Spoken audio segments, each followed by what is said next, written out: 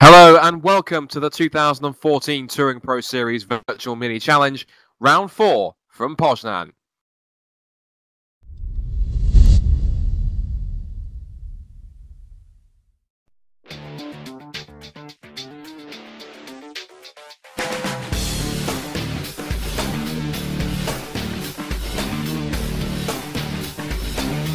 Inside SimRacing.tv, the fastest show on the internet. Sim racing news and reviews since 2007, with new shows every week.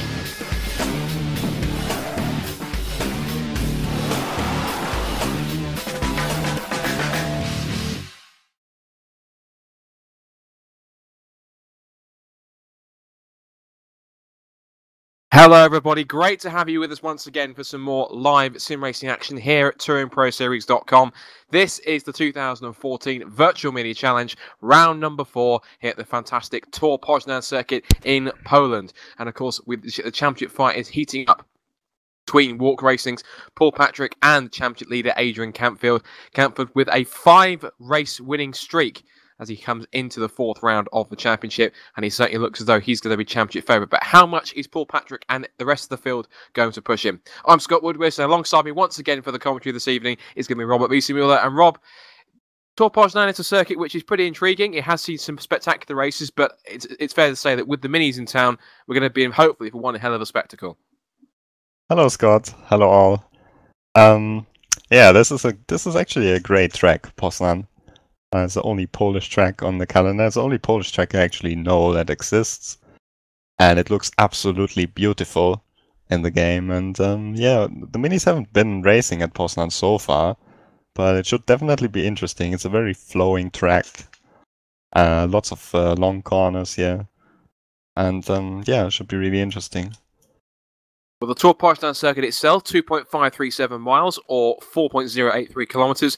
They're running in a clockwise direction, and it has seen many classic races, of course, over the years, especially with the Clios. But now the Minis get to strut their stuff on the circuit. And, of course, as you can see, it is part of a wide race calendar which both the Minis and the Clios get to... Oops, that's not it. The Minis and the Clios both get to share, as you can see on the screen. They go to the likes of... Next to come out will be Cascavel, then Thruxton, then Road Atlanta, Jacarapagua, Verano, Nogaro for the first time that we'll ever see in TPS history. And we round off, of course, with the perennial season finale at Mid-Ohio. Before we talk about the championship, of course, we've got a little bit of an announcement that was made earlier this week that we're going to reveal to you guys, as I briefly revealed on the screen, and that is the Virtual Touring Masters is coming back. And this is it. This is the Virtual Touring Masters Classic Championship, and we are going back to an old school mod. We're going back to the Touring Car Legends mod that we used before. Yes, the old Group A cars. That is Sierra RS500s, BMW M3s, Skylines, Rover Vitesses, BMW 635s, that's not even in the mod, but it doesn't even matter. The lot, Alpha 75s, Toyota Supras, whatever you want to throw at that in terms of the Group A, that is going to be racing. And Rob, we've got some fantastic cars, and also your vast experience in the Virtual Touring Masters, of course, both in the big DRM cars, but also in the awesome Group A cars. Just what are these cars like to drive?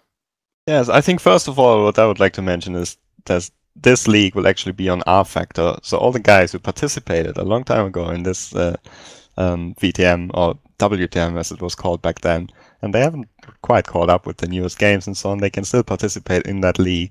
And it's also completely for free. You don't have to pay an entry fee or so, you just need to enter. And about these cars, they're just really, really fun. And it doesn't really matter which kind of driving style you have, because there are so many different cars who actually have really different characteristics.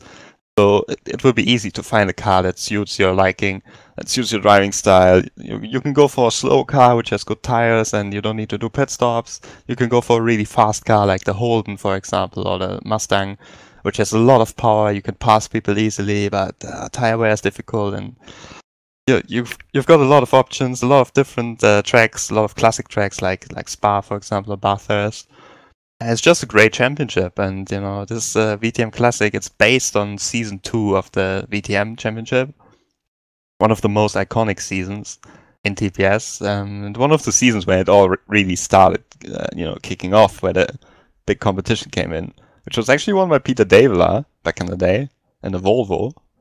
And yeah, I'm really looking forward to this series because I think it's a great idea to bring back the original schedule and the original mod. And yeah, I hope we'll see lots of cars. We certainly hope so, of course. Obviously, looking at the schedule, we start, of course, the classic Spa-Francorchamps circuit. There really are some wonderful circuits in this calendar going forwards.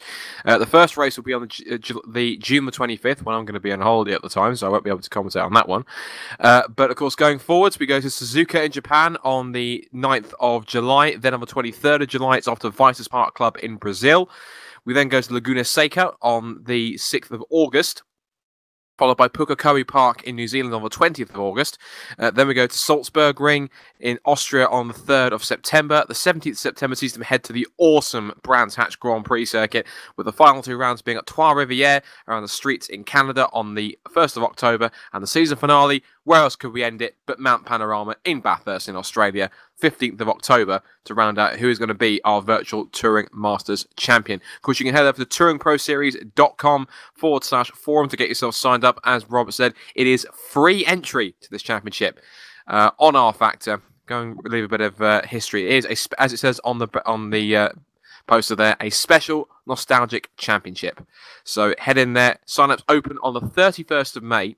So they open up, looking at it, on Saturday. This Saturday is when it opens up. So get yourself over there, decide exactly what car you want to enter in, and get yourself into the championship. It is set to be absolutely electric. Now, looking quickly at the championship standings coming into round number 4 of the championship as we bring them on the screen here. That's not proper. We need to get this off the screen as well.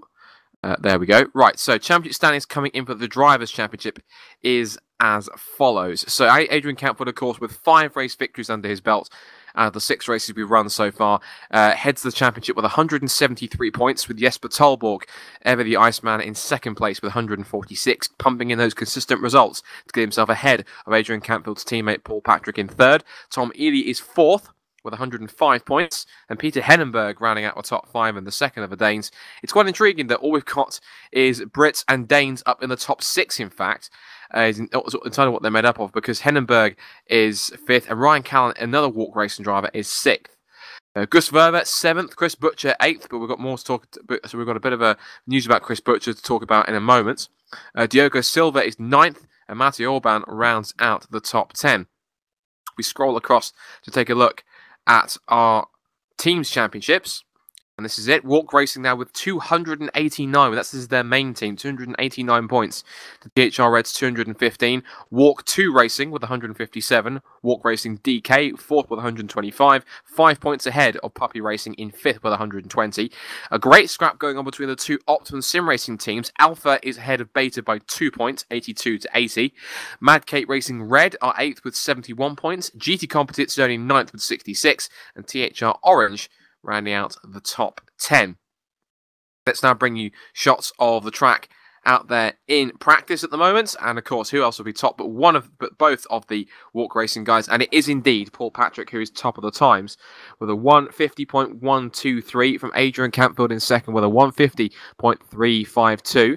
It's in fact once again a walk racing 1-2-3, because if I just quickly you just hear the engine noises, there we go. Klaus Nearing is third, 150.366, so only 0.08 of a second or so. No, 0.14 of a second, sorry, my apologies, separating Adrian Campfield and Klaus Nearing. Diogo Silva, great effort from him to get up to 4th quickest, 150.710. And then just a further few hundredths back is Andy van der Velde in 5th spot with another fantastic effort in the light blue machine up in the top 5. Matty Orban 6th. Jesper Tolborg only 7th. First, the 151 runners is Ben Haxon in 8th, with Ryan Walker ever improving in 9th, and Jimmy Hughes, the fastest of the Mad Cape guys, in the top 10. And Rob, of course, this circuit itself, you've driven it many times. Obviously, there are some incredibly challenging corners. I think it's safe to say that the turn 4 squeeze into the hairpin, and this final little chicane before the final couple of corners that takes you back onto the pit straight. Would you agree they're probably 2 of the key spots on this circuit in terms of getting a clean lap in or securing track position in terms of moving up through the order? What would you say are the key points of the circuit? Would you agree with that? I think when it comes to passing, the hairpin is a pretty good spot. Just because you get a pretty high-speed exit out of the out of the previous corners, and going fast and then you have to brake a lot, so maybe you can put your car on the inside and make a move. The chicane towards the end of the lap, that's actually a really tricky corner. At least it was when I drove it for the last time. And there were some really interesting moments there. I can still remember how Jack Keithley lost his car in the Clios in Season 2 a long time ago now. So yeah, this corner can be brutal for even the best drivers. What I find really interesting as well is the first corner, which is a really long right-hander. And you're just turning in constantly, and it will burn your tires on the left side, and yeah, it's just a really interesting circuit. Quite flowing actually when you drive it.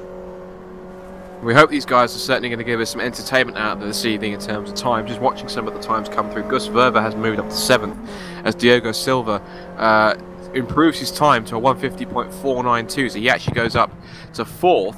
And actually continue ahead of Andy van der Velde, so he has gone to a personal best on that lap.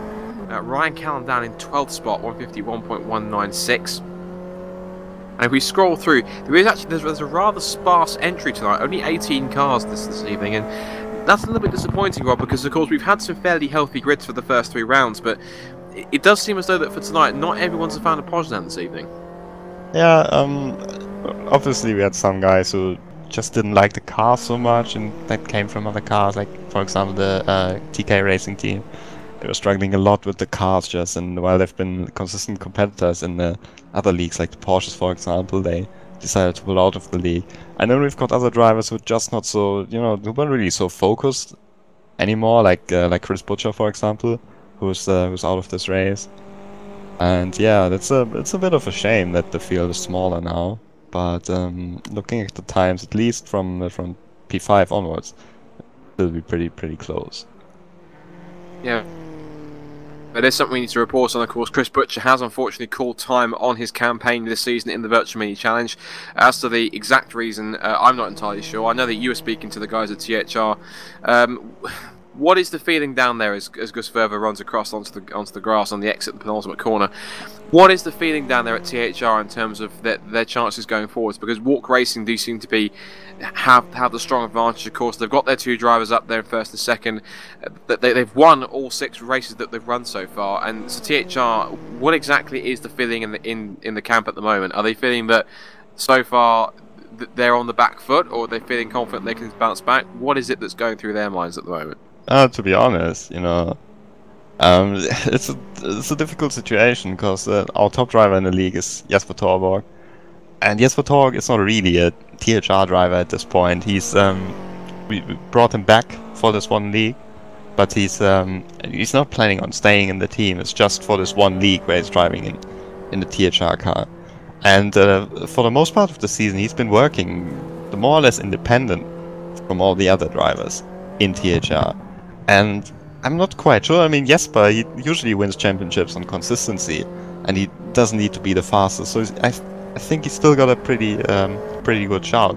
And when it comes for when it goes for the rest of the team, no one's really optimistic about this championship anymore. I know John Monroe, he's been struggling a lot in the cars, but he's also been struggling a lot to find enough time to push and set the lap times. He's seen currently in last position. And we also made the decision that, as for Chris Butcher, he's not signed out of the championship yet, but he's absent again from the races, and I don't really expect him to be back this season. You never know. Maybe he feels the fire again, and this race is so great that he can't miss the next one, and that's what I certainly hope. But I'm not quite sure if we'll see him again, and also I don't know. I don't really think too many people in THR are actually expecting the championship win. It's more, I think what's the important thing now is just reducing the damage and maybe helping Jesper, but that he has a decent season and maybe gets the win, or maybe even has a shot at the championship. Well, of course, Touring Pro Series wants to try and retain as many of its top level drivers in their championships as possible, and of course having Chris not turn up here this evening as well as a couple of other drivers is not exactly ideal, but of course other drivers have commitments of course outside sim racing, and it's things we have to respect in that case, because everyone has a life outside sim racing. But obviously THR Red will certainly be missing Chris Butcher's presence, and it'll certainly be a void that needs filling if he's not around for the next round, of course, going forwards. If I remember myself, I think it's at Cascabel, I think, the next round. But I have a quick reminder of that one going forwards. Yeah, it's Cascabel. Yes, Cascabel, that was correct. So it is Cascabel we're going to next. So obviously THR Red are purely just, as you said, it's pretty damage limitation for them, possibly for the rest of the season. But it's quite intriguing now that we get forwards, Rob, with a situation now that's very similar to, and I hate to use the analogy because it's been used kind of all throughout 2014 so far in terms of motorsport circles, a very much kind of a situation similar to that of between Hamilton and Rosberg in Formula 1, just without the animosity between Paul Patrick and Adrian Campfield. Two equally fast drivers in equal machinery in the same team. Obviously, it's I think in some ways that Hamilton and Rosberg could learn from these two, because effectively for the moment they're the two main championship contenders, with Talbot splitting them for the moment at least. I say for the moment, that's the key phrase in that point, for the moment at least, because Paul Patrick is certainly looking on form tonight. But looking at these two in the championship, these two they're embroiled in a championship fight. They're their own, each their own biggest rival. But unlike Hamilton and Rosberg, there doesn't seem to be any animosity whatsoever, and they're managing to cope with it in an incredibly friendly manner. And that's incredibly how it should be. Now, is that necessarily a bad thing, or is that a good thing in terms of they are getting on and not letting emotions or the fact they want to beat each other take over their decision-making at any point? First of all, something I want to say about the Mercedes thing. So, you know, in a way, it looks like it is like with Hamilton and Rosberg, but there's one main difference. And the main difference is that all drivers in the Virtual Mini Challenge have the same material. They're all in the same car. Maybe some teams they're working more on the setups. Of course, Walk Racing is doing a good job at working on the setups, but they don't have a superior car to anyone else. So you have to give credit, a lot of credit, to these guys. And it's not only Campfield and Patrick actually this season. It's the whole team that's been doing exceptionally well. About the championship battle between Patrick and Campfield, it's a different situation in that way that I think these two are pretty good friends. So they do this league together, they practice together, and they want one of them to win the championship. And that's what we could see this season. They're driving very respectfully, and you know, there isn't any drama. And you know, the more I see it, the more I think that we won't see any drama between these guys. But still, Paul Patrick seemed really fast throughout the season, but in the last event, just it looked like he's blown his chances completely by but just being inconsistent, just by making mistakes, because there was no issue with his pace at all. Just made some errors, and now he's lost a lot of points, and it will be interesting to see if he just, you know, takes it easy and tries maybe to win a race but doesn't really battle hard against Campfield, or if he's trying to step up his game a little bit and, you know, tries to put Campfield under pressure in the races as well. And that's of course what I would like to see, because that provides excitement, but it remains to be seen if they actually do it. Well, there's a good point that you raised, the fact that Adrian Campfield, of course, has been the more consistent of the two Walk Racing drivers at the top of the table. Because if you remember back to a couple of weeks ago when we had the races at Oran Park, Paul Patrick made a plethora of mistakes that really did cost him enough points that eventually saw him lose second place in the championship for the moment to Jesper Tolborg. And of course, we talk about it a lot in both circuit and sim racing circles. Consistency is key.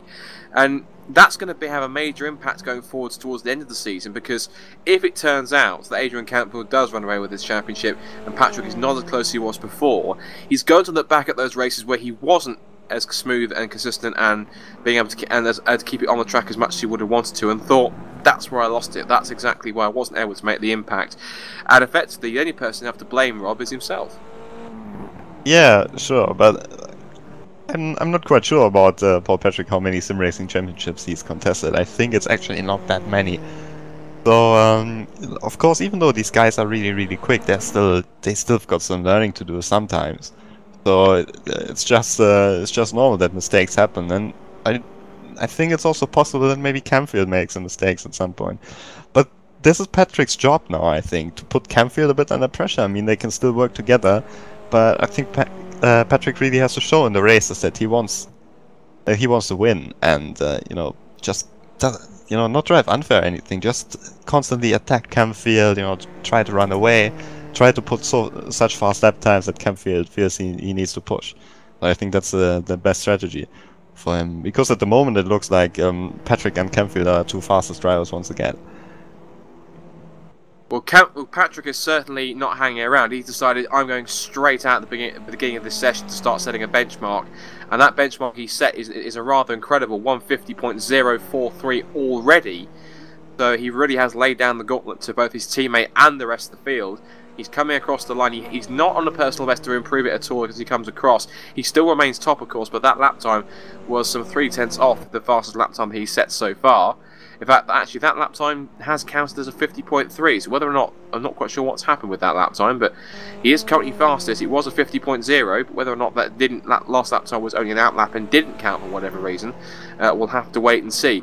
Campbell has just popped back to the pits and going back out on fresh tyres in second, 150.516, and then best of the rest, it's Gus Verver in third with a 150.774, and completing the lockout of the top four is Klaus Neuring, 150.886. Best of the rest has just got Jonathan Osserklint, the Swede for Optimum Sim Racing. He goes to a 151.198. But there are drivers out there, Rob, that can do quicker.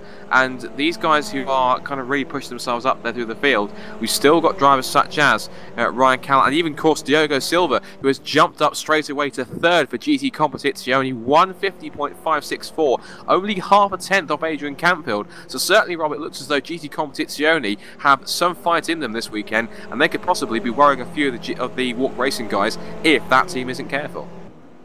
Yeah, I think GT Competizione, they're really using the situation that we have at the moment. So Butcher is missing. I think the whole Puppy Racing team is missing, and you know that gives room to other teams. And GT Competizione, they are back with the 3 cars in this race, and Diogo Silva, he's probably been the quickest driver throughout the past seasons for that team. So they are doing a good job. And looking at the gaps, you know, it seems like they're really close. And it's also great to see that that another team, also another really committed team, is putting Walk Racing under pressure, because of course Walk Racing has done a great job, but we don't want it to be easy for them. We're seeing Ryan Walker, of course, the young Scotsman, in 11th quickest, of course, always improving his craft in sim racing. In fact, he's now gone down to 12th because both Jesper Talborg has jumped up now to 7th to 8th quickest, but now he's been displaced by Mate Orban, who has gone up to 4th, and he is now currently sat on row 2 alongside Diogo Silva at this point in time, with 4 minutes and 15 seconds of session left to go. So Ryan Walker is currently coming to the end of his flying lap. He is on a personal best. He will improve, but the question is by how much. Over the line he comes, and the Optimum Sim Racing driver puts himself up 1 place into 11th, 151.382. So he improves and just is now on the fringe to the top 10, but he needs to find just under another 0.2 of a second at least to get himself back up. In fact, he needs to find. In fact, he's now dropped down to 12th because Archuk Razvan, incredibly, who's another of the Walk Racing stable. We usually see him, with all due respect, down the bottom end of the grid, but he got himself with a great lap, robbing to top 10. That certainly is a massive improvement than we see him in the past couple of race weekends. Yeah, this is surely the best qualifying performance I've ever seen from Archuk. That's good to see. He's the guy who's really committed. He's been, I think he's in the 3rd season now in the minis. Always been driving for Walk, and yeah, maybe now it's time to get the results. As it's certainly deserved after you know, a lot of races, a lot of practice. So it's good to see. You know, and beating guys like Walker. Remember, Walker is the TPS race winner. He won a race at in the VSS Championship last year at Sebring, which was maybe helped a little bit by the fact that me and all of my teammates ran out of fuel. But still, you know, this guy is really quick, Ryan Walker, and he's really experienced. So for a guy like Russman to beat him in the qualifying session, then that's a great job. And let's see if Walker can actually do something about it. Still on a lap here. You're not sour about running out of fuel at Sebring, are you, Rob? I'm still sad. Oh, you'll be fine. Get yourself another race victory. Easy stuff and done, I know, but get yourself another race victory, you'll be fine. Don't worry about it, you'll be alright. Now, Ryan Walker, of course, is not on a personal best, but he is trying to move up. He's now dropped to 13th because Luis Fernandez for GT Competizione up into 12th place to displace him. Now, currently on personal best, we switch forward. Ryan Callan in 8th, and also Diogo Silva improving in 3rd place. Jonathan Osserklint has jumped up to 8th spot, 150.895. He's literally just 9 1,000ths of a second. Well, no, it's no, hold on. Yes, sorry, 9 1,000ths of a second. Sorry, my apologies. Up into set from away from Klaus Nearing. Can across the line up to P6. So this is good stuff once again from the Walk Racing guys. They're almost slowly but surely taking over the top 10. Patrick currently top on a 150.261. He's improved further on his best lap. Adrian Campbell is also on a personal best. We'll switch to him for the remainder of this lap. Diogo Silva and Mattia Orban currently on row 2, 3rd and 4th. Currently 5th is Gus Verver, Ryan Callan 6th, then Ben Haxton, Klaus Nearing, Jonathan Osserklint and Jesper Tolborg only 10th and hasn't even managed to get himself a sub 151 lap time. The best that he can manage is 151.075, although Campfield, Osserklint, Fernandez, and also Miguel Cardozo and Javier de Carvalho for Madcape are all on personal bests right now, and they certainly look as they're going to be improving anytime soon. As that's certainly not going to be an improvement, as Adrian Campfield gets it incredibly sideways through the left-handed before the quick left-right chicane. It's a very tricky braking zone underneath this corner here, and just behind you can see one of Adrian Campfield's teammates as he heads up towards the bridge, and underneath that towards the final corner. But it's certainly mistakes like that, Rob, that aren't going to get you any improvement. But do you think possibly that could have even been something that Adrian was doing just to keep a little bit of heat in the rear tyres, or was that purely just driver error on that part? Well, I think that was just a mistake, but it's not so bad because he still has got one lap to do it. But he has to do it now. Won't have a second chance. Oh, Osserklint into 5th. Osserklint indeed goes up to 5th. Look at that, 150.637. He really has been one of the most improved drivers this season. And the Swede, who has got a vast amount of experience in TPS, is certainly flaunting it at this point in time. And he's got that number 93 car up into the top 5, which is another incredible performance. Campbell again on a personal best. Diogo Silva has managed to improve his time, I think. He's on to 150.564. Jesper Tolborg is also on a personal best. So we're going to keep a tabs first on Adrian Campfield. Just quickly, whereabouts is Jesper Tolborg on the road? He's coming through, if I can try and judge exactly where he is. He's down by almost 6/10 of a second, so this lap time so sector, far. I think. He's coming towards the end of the middle sector, you are correct. He's now, in fact, this is now the final sector, I believe, because he's now coming up towards that very daunting left-right chicane. He has got 2 Walk Racing cars for company just behind him. And it's not certainly given him much of an incentive to go faster if he ever needed one. Was a mistake, went a little too deep into the out of the braking zone, and it has now put those 2 Walk Racing cars to give him a little bit more added pressure down towards the final corner. And it's certainly, yes, but even though he is known as the Iceman, we'll give him something to think about and possibly could put him under pressure as they head into the final corner. So, Tolborg was only just fractions up on his personal best in the second sector. Let's see if he can improve at all, especially with the added pressure from the Walk Racing guys. The answer, that is going to be no. It's still a 151.055. Apparently he has improved, but not by much. He's still only 10th, and it doesn't get him any higher, and he will stay in 10th. That's quite surprising, Rob, isn't it? We would have thought that someone like Tolborg would have been up higher, challenging the front runners, but only 10th. That's, I have to say, a disappointment in pace from the from the Dane. Well, I think this is a very good result for the league, because this shows when you're not preparing, even though the field is not as big anymore, you still need to do the laps of practice to get a good qualifying result here. And it's not the end of the world for Tolborg, because he usually has great race pace, and it's very consistent in the way that he sets his lap time. So has got every chance. But still, I think that's quite interesting that he's only in 10th, only in 11th, because Andy van der Velde goes into 10th. Andy van der Velde with a last gasp effort to get to displace the most winningest driver in TPS history out of the top 10. When was the last time that Jesper Tolborg actually started outside the top 10? In fact, whilst we go for a break, I might even have a quickly look that up. But looking at the grid, it is Paul Patrick and Adrian Campfield, as you would expect, back on the front row of the grid. But this time, it's advantage Patrick by about 1/4 of a second. We'll take you through the grid on the formation lap. We're going to take a very quick break, but stay tuned for more action from Poznan. Qualifying is over. We're going to head to the warm-up and then the first race of the evening here in Poland. Stay with us. We'll be back in 2 after a quick word from our friends at Inside Sim Racing TV.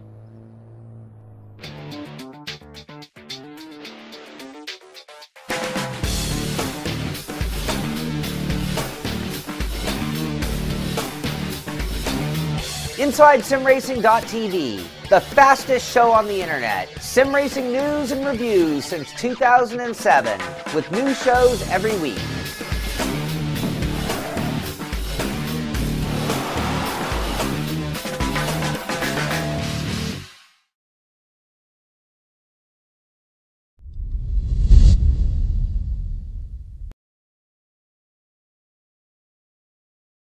Welcome back to live coverage of round number 4 of the 2014 TouringProSeries.com Virtual Mini Challenge in association, of course, with InsideSimRacing.tv and all of the rest of our partners, as you can see on the screen. Cancer Research UK, Live Racers, SimSync Pro, Multi-BC, and, of course, Writers Studios, who put together this fantastic sim that is GameStop Car 2013. As you can see on the screen, there are many ways you can keep in touch with Touring Pro Series. Of course, it's the website TouringProSeries.com, where you can check out the TPS Hall of Fame and the TPS ranking system to see who exactly is, at this point in time, the best drivers in the league and the best drivers of all time. And also, we have our presences on social media. It's Facebook.com/Touring Pro Series. Chuck us a like on there for all the latest information. You can catch us on Twitter, Twitter.com/Touring_Pro. And if you miss any of this broadcast or any future broadcasts or past ones, you want to look back and see exactly how some of the drivers came to be some of the best in the league, you can head to youtube.com/Touring Pro Series. Throw down a like on some of the videos, even a subscribe. It is free, takes just 2 seconds, and you can catch up on every single TPS broadcast, past, present, and of course in the future, all uploaded back in full to watch at your leisure. And of course, we can quickly plug once again that we do have a return of an incredibly popular championship that is the Virtual Touring Masters. We have a classic championship back on our factor taking place once again. It starts on the 25th of June. Sign-ups are starting this Saturday, the 31st of May. Head over to touringproseries.com/forums, where you'll find our fantastic forums that are hosted by our friends over at InsideSimRacing.tv, and this is one not to be missed. This is where we get to run once again with the fantastic Touring Car Legends mod on R-Factor on some classic circuits like Spa-Francorchamps, Suzuka, Laguna Seca,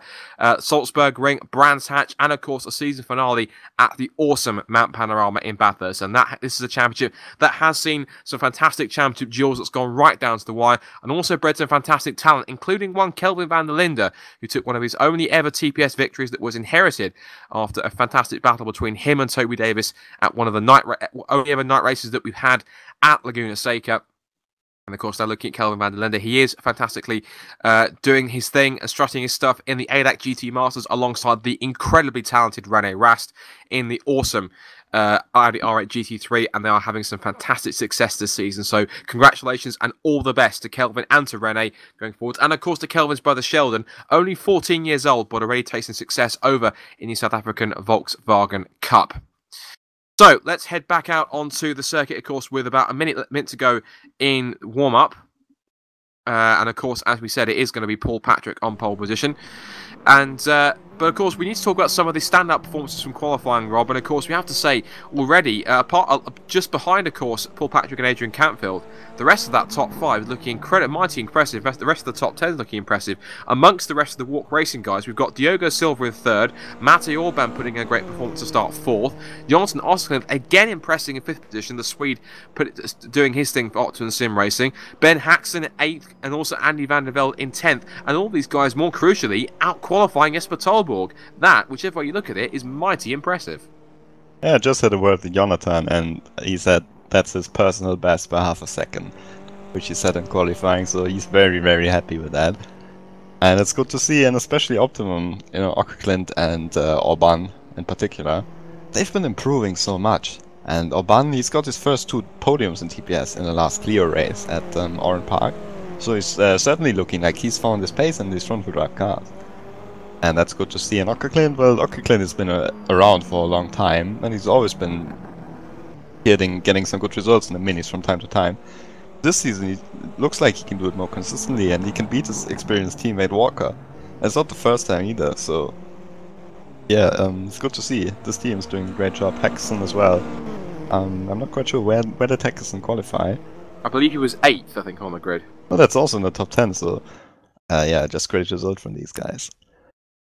And of course, as we now go to the grid, this is a circuit, Rob, where because of its flowing nature and the long corners that follow with it, with a car that's obviously for being front-wheel drive and setup limited, of course, tyre management is one of the crucial things, and that can really make the difference between getting yourself up near the front and challenging for a race victory or a podium or a decent points finish, and striking near the back of the field. Of course, it does mean that you have to be very canny and also very kind of clever with how you work your tyres compared to pushing all out, because with 15 laps to go, 2 15-lap races, it's not all going to be won in the first couple of laps. You need tyres by the end of the race. You want to stand a great chance of not only challenging but also holding the position you have.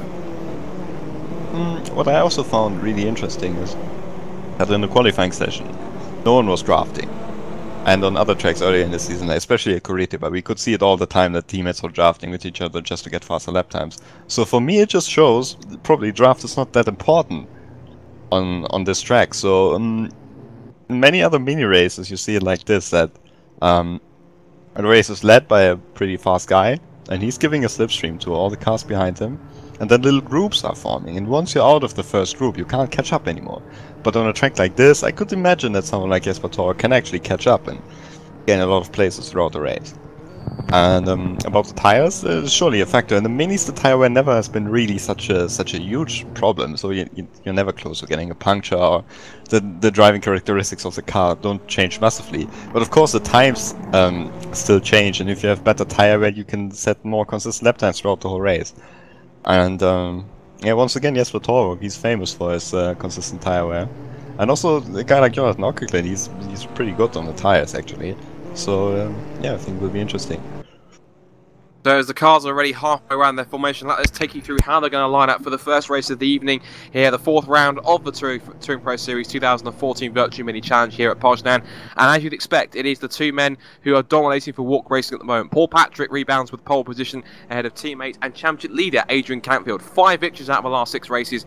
Can he make it 6 out of 7 in this first race? Diego Silva with a mighty impressive qualifying effort to start 3rd, alongside Matej Orban and Alton Sim Racing in 4th. Jonathan Osserklint again with his personal best ever lap around Poznan to start 5th. And a top 5 start for the Swede. Gus Verver in the next of the walk racing cars in 6th, with Ryan Callan 7th. Ben Haxon in the 3rd Opton Sim Racing car in the top 10 in 8th, with Klaus nearing 9th. And as a handover to Rob to round out the rest of the 18 car field is Andy van der Velde with another impressive qualifying effort to round out the top 10. In 11th position, only Jesper Torvak, the fastest of the THR cars, in 11th. That's quite a disappointment. 12th place, Archuk Rasman, great qualifying from him. Then in 13th, Luis Fernandez in the next GT Competizione car, followed by Ryan Walker for Optimum. In 15th place, we have got Miguel Cardoso in the 3rd of the GT Competizione cars, followed by Xavier de Carvalho from Medcave. Medcave had a pretty tough qualifying session, I think. Yeah, 17th, Jimmy Hughes, and 18th and last, John Monroe. That's, you know, he expected not to be so quick on this track, but that's pretty harsh to start in last position. And that's what the effect of what lack of preparation can do. But of course, everyone has a life outside sim racing, but the moment is now. No more time for excuses, and as the first few cars line up onto the grid to form up for this first 15-lap race here at Poznan, and it is Paul Patrick on pole position on the outside of the circuit. On the inside, it's Adrian Cantfield. Effectively, the 5-second board is up, and we are ready for round 4, race 1 here at Poznan. Revs are going to rise for the Virtual Mini Challenge. Patrick on pole position. How will they start? Lights are away, and they are racing, and a decent start from Paul Patrick. And so those Silver bogged down. Look at the two Opton Sim Racing guys of both Osserklint and Orban. Osserklint managed to get the jump on his teammate as they charge down towards turn 1. It is Paul Patrick who gets the whole shot from Cantfield, who's already putting him under pressure through a long right-hander through turn 1. Silver's going with him in 3rd place, but he is also bringing along with him Jonathan Osserklint and also Matej Orban. One of the cars in the background going off onto the grass. It looks like one of the walk racing cars back in the pack. It possibly could be, I think, Klaus Muering, as they're going to hit the brakes, and Cantfield almost hits the back of his teammate as Cantfield's now hit the back, been hit by Diego Silva as they charge through so far, Rob. A couple of taps on the rear end, just a couple of bumpers, but so far all seem to be clean and clear through the first few corners. Yeah, I thought something bad would happen there, and it happened. They all managed to get through pretty well. Ockerklin actually gained a position. Orban lost 2 at the start of the race, and it seems like Cantfield, he's pretty close, as we see here on the rear wing. That's Orban gaining a place on Verver. And we've got now still pretty close.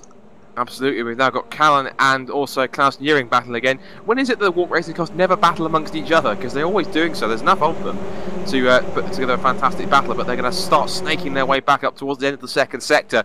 And look at this already. We've got Verver, Callan and Nearing nose to tail through this wonderful sweeping section. And Callan already looking pretty racy as he goes wide onto the grass. He took too much curb into that left-hander, and that almost put him at a disadvantage. They come back down towards this very tricky braking zone. And already Ben Haxton down to 9th. Andy van der Velde retaining his top 10 spot there, just ahead of Jesper Tolborg, who unusually hasn't had the best of starts and still remains in 11th place, ahead of Archuk Razvan in the last of the Walk Racing cars. They head back down towards the end of the first lap, and through they come. So it's Paul Patrick who leads, Campfield in 2nd place, then Diogo Silva in 3rd, Oscar Clint 4th, ahead of Artie Orban just ahead in 5th place, but now being challenged by Gus Verver in the Walk Racing machine down towards turn 1. He's going to pull himself alongside, under braking, and Orban will try and force his way around the outside, but Verver will hold the inside run, and Van der Velde also almost went off. I think there was a bit of lag as he goes side by side amazingly around the outside of Jesper Tolborg. He manages to hold on. Some impressive driving there from the Belgian drivers. They head down towards back towards that tricky turn 4 for the second time, and here comes Callan up the inside of his teammates, tries to get the traction on the exits, just pushes him slightly wide, but Callan had enough room and is already putting Matti Orban in 5th position under immense pressure as they come through. And look at that, Verver clouts the curb, and now it gives Klaus Nearing a chance to get through. Awesome racing so far, Rob, from these Walk Racing guys, battling amongst each other rather than battling amongst their rivals. Yes, I didn't understand how Orban could hold on to the position when he had the outside line, but apparently he did it, and Ryan Callan he's done a really good start of the race. And yeah, Callan, he's pushing very hard in these races. He's driving aggressively, and he wants to gain the positions, and yeah, had a strong battle with Orban already at Zolder. So let's see where this is. Oh, off the track again. Yeah, but Callan certainly looks racy here. Of course, Callan was the man that converted the Poznan circuit over crossed from R-Factor 2 onto R-Factor and now onto Game Stock Car. So he certainly knows this circuit better than a lot of people on here. But of course, there are drivers who quite prefer the circuit, and they'll certainly use it to their advantages. Nearing Verver, you saw the track and a little bit more, as does Ben Haxton, but that's now put Haxton, as we see the sky for a moment, apologies for that, Haxton now under massive pressure from Van der Velde, who has managed to get through as a result of running wide off the penultimate corner, and that now also allows Tolborg to force his way up the inside, and he's got his nose in front, and Van der Velde's gone. Van der Velde disconnects suddenly, so Van der Velde is out of this race at the end of lap number 2. Suddenly, and we can't exactly tell you the reason why that's happened, but possibly just due to a connection problem or some kind of technical problem. But sadly, after such an excellent top 10 qualifying, Andy van der Velde will take no further part in this race. He is out at the end of lap 2 whilst fighting with both Ben Haxton and Jesper Tolborg. But already at the front, it is as we'd expect. Patrick and Campfield pulling away in a Mercedes type dominance so far. Best of the race is still Diogo Silva, with this intriguing battle forming up here between Oscar Clint and Diogo Silva, as already I can see Callan, we said he was racy, he's certainly proving it. He's all over the rear end of Matti Orban for position, but incredibly, Orban is doing an incredible job on that Option Sim Racing car, number 29. But he's having to fend off the attentions of both Callan and Nearing as Callan thinks about a move down to the inside. But Orban just covers the line well and gets enough traction just to keep himself in front. He is making that Option Sim Racing car as wide as anything, Rob. Yeah, and of course the fact that they're battling, it's slowing them down. And Ockerklin has a shot at the podium. Definitely. Callan clips the curb and it clips the wall, puts it onto 2 wheels. That was Tarquini started on it in 94. Only that on that time, Tarquini managed to get away unscathed. Then Callan claps the tyre wall, and that's possibly damaged suspension because that car is not handling any well at all. That could be a puncture. He needs to be careful with re-entering the track here. But he has done, thankfully, very safe. As one of the that's what GT Competizione cars runs wide. That's Miguel Cardozo, just in front of Ryan Walker. But I wonder possibly if we can get. Oh, is that somebody? That's that Callan running wide? No, that's Razvan running wide. So Walk Racing cars are starting to get in the wars here, and something's happened to Razvan. We can get a proper quick replay. And oh, he lost it by himself. He's got it going off into the barriers, and he goes. So 2 of the Walk Racing cars are already suffering at this point. Callan with an off after clipping the curb, and Razvan losing the back end of his car. And he's gone off again, he's hit the barrier, so that's... Yeah, I think he's got a puncture as well. No, he's not coming into the pits. Callan is, though. Yeah, Callan rushes for the pits. Razvan decides to carry on. Not quite sure that's probably the most wisest decision he's ever made in sim racing, but Callan has to stop. And so unfortunately, he was looking so good, and unfortunately, Rob just seems to know his enthusiasm and the pace he was showing seemed to get the better of him. As now we see Cardozo and Walker going side by side in the exit of turns 2 and 3, and it's this precaution braking zone down towards turn 4. Walker's got the racing line, but it's not going to stop Cardozo from trying to go around the outside. There is a bit of hip and shoulder as Walker says, "Come on, give me some room." But Cardozo has got around it, and despite Walker's best efforts to defend, it hasn't worked. To Cardozo, forceful but fair, and up into 13th position. Excellent move from Cardozo. About Cullen, what I think is this is just the price you pay when you're pushing really hard, when you're trying to gain time in every corner and every opportunity, and you're just pushing so hard that you might risk your car. And Cullen did that, but that's of course great news for Silver and Ockerglin. Indeed it is. So Patrick and Campbell once again pulling away. As you'd expect, the only competition they've got is themselves. Campbell just closing a little bit under braking. Seems to be taking a much tighter line. And Patrick, again, we talk about consistency. Not exactly happy with his line there, because of course that means Campbell is now starting to close in. And you see now that most of the top 6 are starting just to break away into packs of 2 and 3 at the moment, because you can see that Campbell is keeping Patrick incredibly honest. He's got a great run out the final corner, and he will get the toe he needs down the pit straight. And I wonder if Campbell would line him up for a pass down towards turn 1. He's certainly got the momentum he needs. Dart looks out a little bit to try and make a move. He won't get past this time around. Patrick makes that walk racing car as wide as he needs it to be, and is drifting a little bit wide off line, misses the apex ever so slightly. Campbell takes the tighter run through turn 1. And off the exit means he's got a much better run down towards that run up towards turn 4. And I wonder if Campbell's going to try and make an outbreak. He'll be certainly lining it up here down towards this corner. Will he try and make a pass? No, he's not quite there just yet. As we keep watching back now towards the battle between now 5th and 6th. As now they see then all back up the inside of Klaus Nearing. There's a bit of contact on the exit, but now we're going to see Nearing try and get the cut back he needs. Orban will have to give him room on the inside if he has to. Weeds as much as he can, as he's allowed to, and Orban is going to keep his nose in front, but Nearing will still keep pushing, and he'll fight again down towards turn 7. But certainly Matty Orban, Rob, putting on a fantastic defensive effort, holding off these walk racing guys and doing Optimum Sim Racing proud in the top 5. Yeah, he's, like I said already before, I think he's doing a great job for his teammate as well, because this is helping Ockerglin to get away a lot. Also Nearing, he's been a bit, you know, he hasn't been quite as impressive as some of his walk racing teammates, but he certainly seems to be on the pace here. And this battle has been exceptionally clean between Nearing and Orban, so that's great to see. And also intriguing, looking at the background, the car just behind these two walk race machines, Jesper Tolborg, he runs a little wide onto the grass, which shows just how hard he's trying to close in. As Nearing makes a mistake, and that's going to put Gus' teammate Gus further up the inside on the exit of the penultimate corner.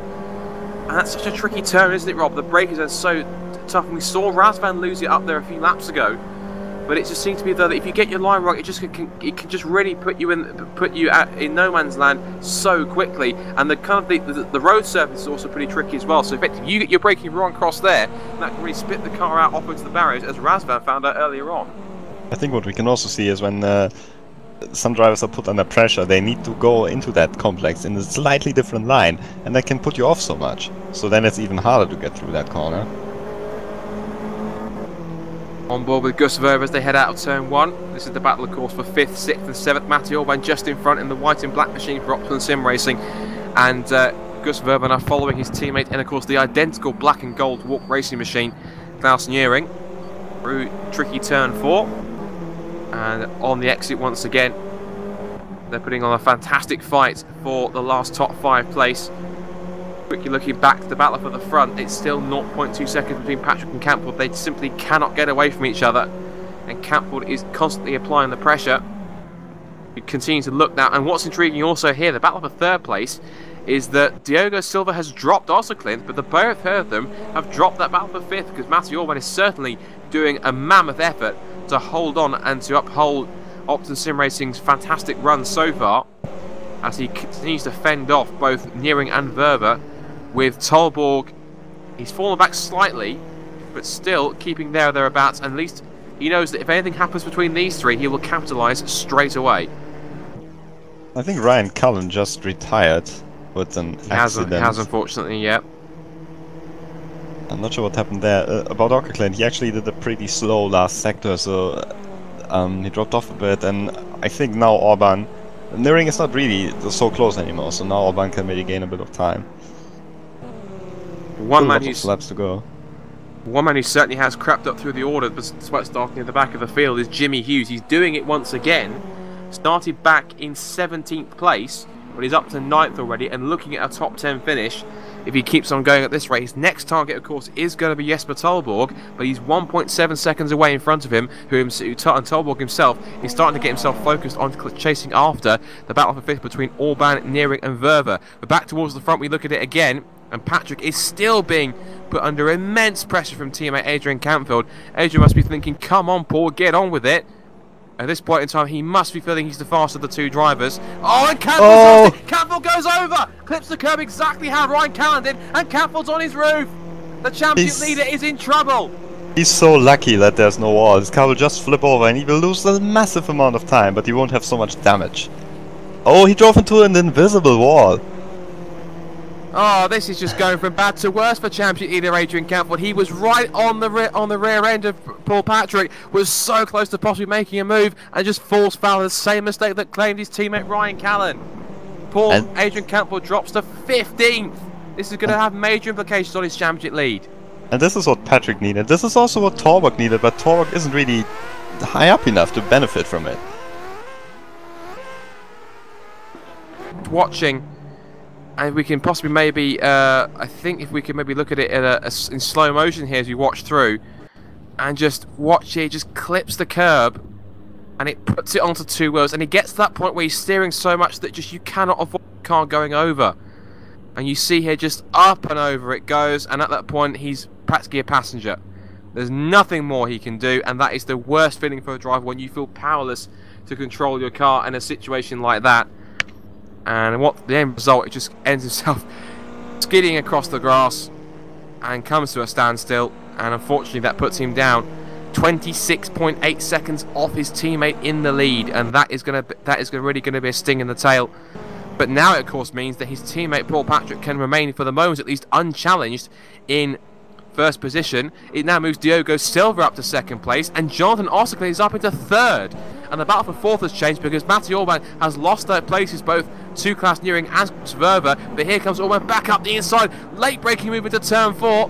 There's a small bit of tap on the rear end of Orban's bumper, but he is through back into 5th position now, which is effectively the position he was in before Campfield lost it. But of course now he's fighting a potential 4th spot, and now of course it still continues to bring Jesper Tolborg up to 7th. Jimmy Hughes is now up to 8th after starting near the back of the field in 17th. Ben Haxon is now up to 9th, 1 place down from where he starts in the field, and Luis Fernandez gets himself into a top 10 spot, with John Monroe having to fend off the attentions of fellow Scot Ryan Walker for P11, despite starting from the back of the grid in 18th. This is a great opportunity for Osterklin, but also Nearing. He's got past Orban, and I think he's got slightly better pace in this race, so I wouldn't be surprised if he can get away from Orban, especially that Orban has to worry so much now about Gus Verver.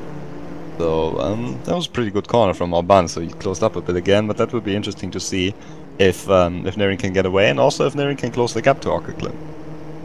If you watch the way that Gus Verver is driving that Walk Racing Mini, he looks as though he's a bit more impatient. He wants to get on with this race a little bit more than Matti Orban is currently doing so, and he's certainly showing quite enough pace to try and at least give Matti Orban enough problems as they come now towards the end of lap number 8 into lap 9, and Orban now crosses the line and holds the station. He is now back behind. He's dropped to half a second already behind Klaus Nearing. And as much as he's in the slipstream, it's not doing enough to try and close in. And Orban's missed the apex completely. Runs too deep into turn 1. And again, the better run off the corner will give Verver enough momentum that he needs to try and possibly close in. He won't be far enough alongside to make a move into turn 4 unless he tries an audacious out-braking move, which I'm sure he won't. He's much more sensible than that, but he will close up and use the newer piece of tarmac that runs all through the racing line of that corner before they run back up towards turns 5 and 6. And so far this battle looks like it's set to rumble, Rob, all the way to the checkered flag for 4th, 5th and 6th. Yeah, and I don't think Osterklin is really through there. Nearing has been setting pretty good sectors. And yeah, I think he can maybe catch up. And it's also interesting to see. It looks like Orban has a slightly different driving style in the walk racing cars. It looked to me as if he's holding quite a tight line out of the corners, still getting the power down nicely in the beginning of the sector. But certainly these guys will be running on slightly different setups. Even though there aren't so many options, you still can do a little bit. So it's interesting how it will play out towards the end of the race when the tires get worse. We're looking now from the roof of Matty Orban, looking forwards to try and get an analysis of just what kind of lines he takes. So he's going to be studying class steering at the moment and thinking, right, where exactly are you finding more time that I can benefit from just as much? But of course he's going to have to keep looking in his mirrors as much as he is looking forwards to try and keep Klaus Nearing within touching distance, because Gus Verver is certainly doing that. He's got a fantastic run off the final corner, and Matty Orban doesn't have the aerodynamic effect that or the toe that he needs from Nearing in front, and this could be a chance for Verver to get himself into the top 5 and to make it 3 Walk Racing cars back in the top 5 once again. Matty Orban again forced to go defensive as Verver tries to pull the dummy, and again Orban just missing the apex ever so slightly, gathers it back on the exit of the corner, and so far holding in front. But again, Rob, down towards turn 4, it's such a crucial run off turn 1 because it sets you up down for the run down up towards the hairpin. If you can pull yourself alongside there, it's almost certain you can nail a pass down towards this very tricky left-hander. Yeah, but I think Orban got a really good exit off the corner, so Verver isn't close enough, but Verver will have his opportunities, I'm sure. So these guys, they want to be really patient at this stage. They just don't want to make a mistake. And I don't think we will see many stupid overtaking moves, but of course when the guy ahead makes a little mistake, the guy behind will go for it. And Walk Racing have a little advantage because they've got 2 cars in that battle at the moment. So Matty Orban having to face life at the moment as the Opt and Sim Racing meet in a Walk Racing sandwich, to use the term quite loosely. And Orban now looks a bit more racy because I did notice a couple of times Nearing's missed the apex slightly. Orban getting a little bit sideways, so being a little bit careless with his line so far. But Nearing's certainly been feeling the pressure this time, and it looks like they could all concertina up as a result of Nearing's line, which forced Orban to check up, and that almost got him into, almost forced Verver into the back of him. And Verver now looks as though he's ready to try and make a pass, if not out of the second last corner, especially onto the pit straight, depending on what kind of run he gets. And we might possibly go on board now, but we will, with Gus Verver, and looks as though possibly that Orban's got a much better run off the final corner than Verver did. And this could be now the chance, the fact that I was going to say it was going to be the chance that he needed to try and close in. He'll certainly get the toe he needs, but won't be far enough alongside to get a move done into turn 1. You'll have to think about it once again, but it's great racing so far between these 3 to keep it on the road, and they're so evenly matched at this point that it just takes one small mistimed correction, or one small mistake, or one slip of the brake pedal. Let's try and make it there. It's Orban now looking to try and make a dive up the inside, incredibly late, and all Nearing just moves across into onto the apex and just covers the line just in time to stop Orban making a dive. Certainly Nearing proving some racecraft here, and in spite of the fact that Orban is making several advances, it's justifying the pace he had earlier on to get past, and so far Orban's the one that's having to work harder. Yeah, these guys are having a great battle, and Nearing hasn't made a mistake yet, but Orban, he looks fast, he looks... It's not the exit of the corner as well, it's also the entry of the corner. He's going to the inside, and of course that's possible with the ABS in these cars, and you can actually start turning while you're still while you're still on the brakes. So that's good to see, and this isn't over yet. Orban is so close, just a little mistake from Nearing will be enough, but Nearing is driving very cleanly. He's also staying away from these anti-cuts. Doesn't look like he's in danger of spinning at all at this stage. Orban, on the other hand, he's pushing pretty hard. I say you say that, and Orban almost losing the back end of that car under braking for the chicane. But thankfully gathered together, and these 3 are so close together you can almost throw a blanket over them as they come back towards the final corner. And Orban again thinking about a move into the final corner on Nearing, but so far the Walk Racing guy's got it, and Orban's going to go sideways and miss the apex completely, and that is Bing. And Gus Verver think, right, that's exactly the opportunity I need, and here he comes. Orban's now going to make a move on Nearing down the pit straight. They're going to be side by side down towards turn 1, and I think Nearing, if he can move across, can try and hold on. Well, they've always got the run he needs, and boom, up into 4th place. But for how much longer? Outbreaks himself, misses the apex, and that's going to give Nearing the line he needs back to get himself back in front. And just in front goes Orban, but there goes Nearing running wide. And now here comes Orban again. back up the inside again. This is fantastic racing for 4th position. And back down towards turn 4 again. Orban under brakes as he tries to get the move done. And again, he outbrakes himself once more. And just about gets it stop over the curbs. And there goes also Verver, the move he was waiting to make for so long. And again, Orban getting a little bit opportunistic. And effectively, Robbie only has himself to blame with that one. That was just a little bit overambitious from Orban. It was a great fight though, no contact at all. Fantastic fight. But look behind. Hughes has gone past Torborg. Incredible stories. So Jimmy Hughes, remember, he started 17th, has got around Jesper Torborg, who really is struggling for pace here. And THR will have to have a real assessment of this weekend and think exactly what is going wrong. I think it's purely just a lack of preparation that's forced them to have to suffer with his lack of pace here this weekend so far. But Torborg's not exactly giving it up easy. He really is still fighting the good fight for THR Red. But Jimmy Hughes, what an impressive run for Madcape so far, 7th place. And doing everything he can, driving that rapid switch sponsored Madcape machine on the ragged edge so far to keep off the attentions of the winningest driver in TPS. A little sideways, and again, that's how hard he's pushing, and he's missed the apex completely. That puts Torborg back up on his inside through the penultimate corner, and they're going to go run parallel down towards the final turn. It gives Torborg track position, and I'm not sure what Jimmy can do unless he can be brave enough to try and sweep around the outside, of which the answer to that is he can't. But what kind of cutback can he get back onto the pit straight? And the answer is a fairly decent one. He is in the slipstream he needs. Torborg is now, once again, the hunter's become the hunted once again. And Hughes now will look to the inside to try and reclaim 7th spot down towards turn 1. He'd be better under brakes if he can get it.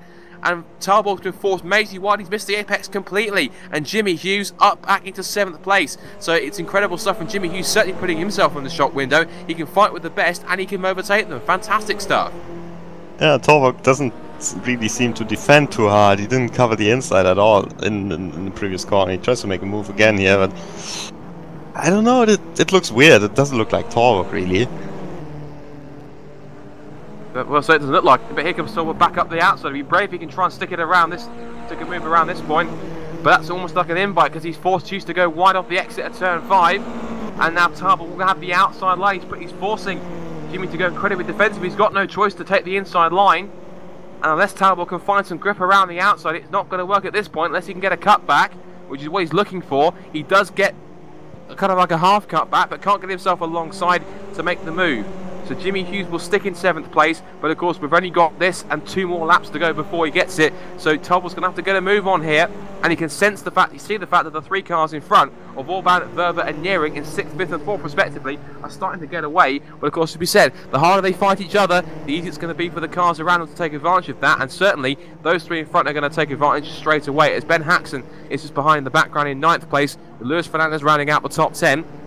Quick checking on our leader, who is 5.8 seconds in the lead from Diogo Silva in 2nd place, and Oscar is a further 2.2 seconds back in 3rd spot. So those 3 positions seem to be set, for the moment at least, but 4th is up for grabs, as is 7th place. Fantastic racing in this first race here in the 4th round of the Virtual Mini Challenge here at Poznan, as once again Torborg lining up Hughes for a pass down the pit straight. Here he comes, up the inside of the Brit, down towards turn 1, and let's see what kind of line Hughes is going to force him to take. He will hold the inside right, and again, just as Hughes did a lap ago, forces Torborg to miss was forced to miss the apex and through into 7th place. But again, the undercut is also important off the first corner through the high speeds, flat out sweeping 2 and 3.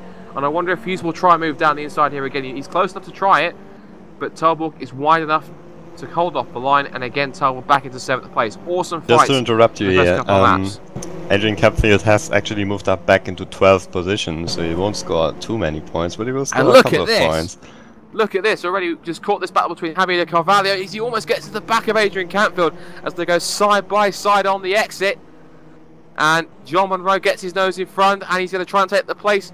Javier's not going to give it up too easy, and he has, but he's been forced to, gets a little bit wide onto the curb, and he has to lose the place. So John Monroe with a gutsy move back up to 13th place, but Carvalho's not going to be finished with this one. So these two are actually friends off the track, good friends off the track, but on the circuit, I'm sure to each other they're just another rival.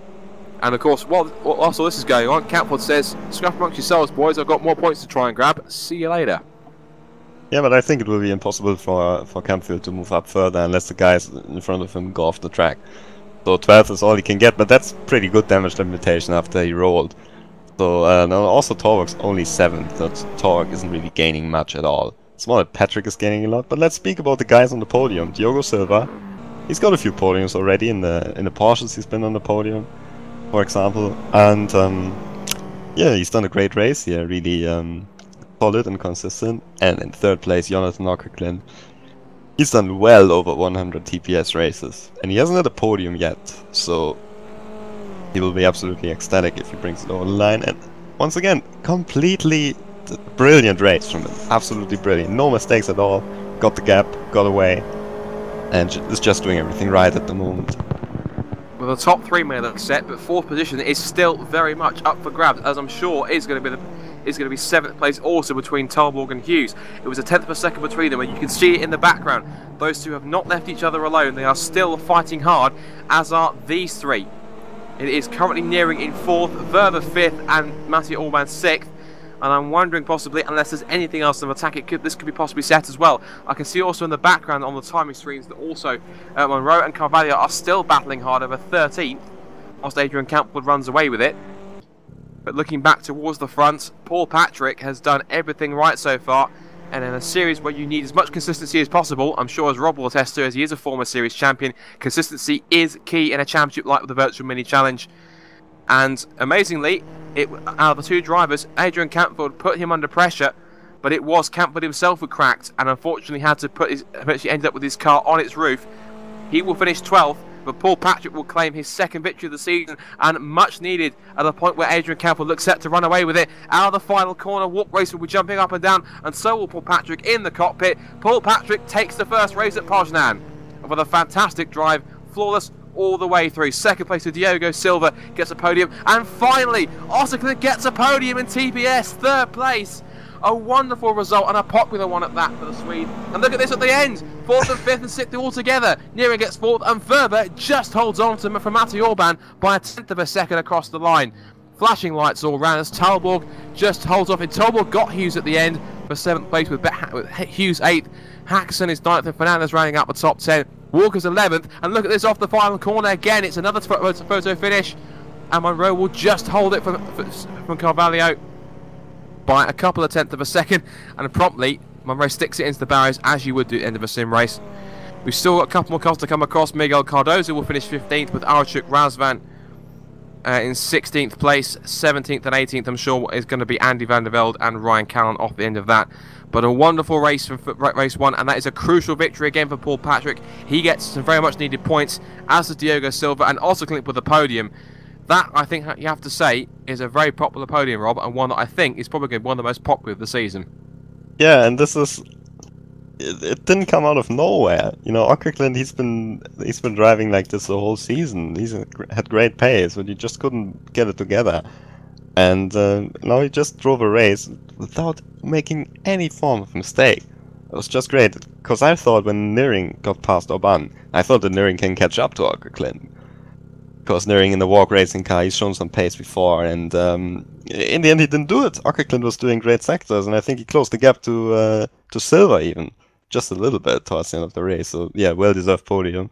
Of course, also well-deserved podium from Diogo Silva, who did a great race, and Paul Patrick, who just had the perfect answer to his mistakes in Oran. So, what an incredible race we had. Of course, we had lots of drama and a couple of major players fall foul, especially Adrian Campbell. That's certainly going to be a talking point that we'll have to go over with the driver interviews after the second race. But Paul Patrick claims race 1 from Diogo Silva and an ecstatic job on Otterklint. There's your top 3 for race 1. We're going to take a break and step aside to let our friends at InsideSimRacing.tv say hello and promote their channel. So stay with us, and we'll be back in 2 to look at to further analysis of race 1 and looking forward to qualifying for race 2. Back in 2.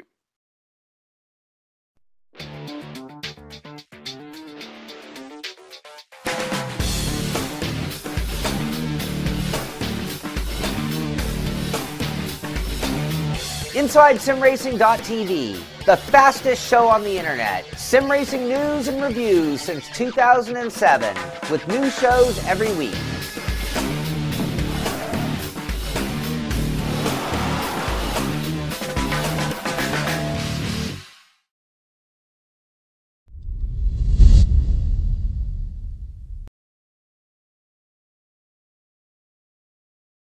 Welcome back to live coverage of round 4 of the 2014 TouringProSeries.com Virtual Mini Challenge in association with InsideSimRacing.tv and the rest of our partners, of course, Cancer Research UK, Live Racers, SimSync Pro, Multi-PC, and of course, Rights to Studios for their fantastic quality sim that is GameStop 2013. And of course, if you want to keep up to date with all the news going forwards for Touring Pro Series, it is of course the website TouringProSeries.com. You can catch, of course, the live broadcast page, as well as head to the grab a link to the forums, which are hosted by our very good friends at InsideSimRacing.tv.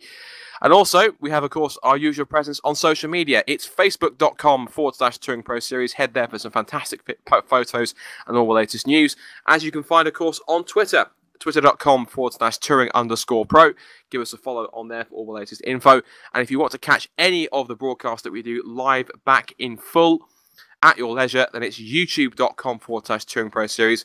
Throw down a hit on that subscribe button. It takes 2 seconds and it is completely free. It keeps you up to date with everything that's happening in terms of live broadcasts, both past, present, and future. You can look back at an entire library of different broadcasts from different championships, such as the Virtual Clios, Virtual Minis, Virtual Supertech Series, Virtual Touring Masters, and more.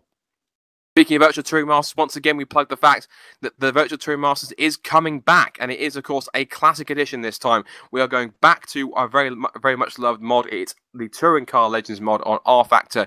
The old Group A days is going to be, once again, the likes of Sierra Cosworths, BMW M3s, Holden Commodores, Nissans, Rovers, Toyotas, and more, battling it out once again on some historic tracks such as Spa-Francorchamps, Suzuka, Laguna Seca, Salzburg Ring, Brands Hatch, and the season finale once again back at Mount Panorama. The first round is the 25th of June, I should say, my apologies, back at Spa-Francorchamps. Sign-ups start this Saturday. Head over to touringproseries.com/forum. So if you're interested, of course, this calendar actually replicates, for the most part, the same calendar as they ran for the Virtual Touring Masters back in Season 2. And it certainly is a look back to one of the most popular mods and one of the most popular championships in an era of Touring Pro Series that is much loved. And of course, the best thing about it, the entry fee is absolutely free. You could, if you want to take this, if you've got R-Factor, you've got Touring Car Legends, and you fancy a go at this championship to go against the best that TPS has to offer, then do get yourself onto the forums and get yourself signed up for the race in time near the end of June. So, moving forwards then into the second race of the weekend, of course, coming off the back of a victory for Paul Patrick in race number 1, with Diogo Silva for GT Competizione finishing second, and an incredibly popular podium for Jonathan Osserklint, the Swede finally getting one for Octon Sim Racing after over 100 races worth of trying. And I'm pretty sure that if that was a real race, Rob, then of course he would have been exploding in the cockpit with joy, because you have to admit that's a podium that's been a long time coming for Jonathan. He's been waiting for that one for so long, and it must be such a relief for him to get that. And just from a driver's point of view, when you've gone so long without a podium, as I'm sure, I think for you it's only happened very rarely, of course, I think, Rob. But when you go for so long without a podium and you finally secure one, how does that feel in terms of, relief? Is that pressure off your shoulders? Is that something that really, is it like a monkey off your back? Does it give you that bit of relief, though, that you've managed to secure something that you've been chasing for so long? Well, I've been going without the podium for the first 2 seasons I drove in TPS, in the Clios and in VSS. And I came very close in VSS, but I never made it. And then in the Minis, in the first season of the Minis, which is now also 2 years ago, I got the podium. And I was very relieved. And I won the next race, so, it was great. And I think it's just, sometimes you can't get the results, not because of your pace, but because something's blocking it in your mind. Just the feeling that you aren't good enough yourself, or the feeling that other drivers are faster than you, and then you just drive differently. You don't have the same form of confidence. And when that gets unlocked, you can get better results. You can just really use all of your pace. And I certainly hope this will happen for Osserklint. He's been around for a long time. Yeah, and let's see. We've got another race, so I don't know. Maybe he can do a podium again. It will be very hard to win against Kempfield and Patrick here. And how much of race 2 is going to be more about redemption for Kempfield, of course, because it was a mistake of his own doing, let's be honest.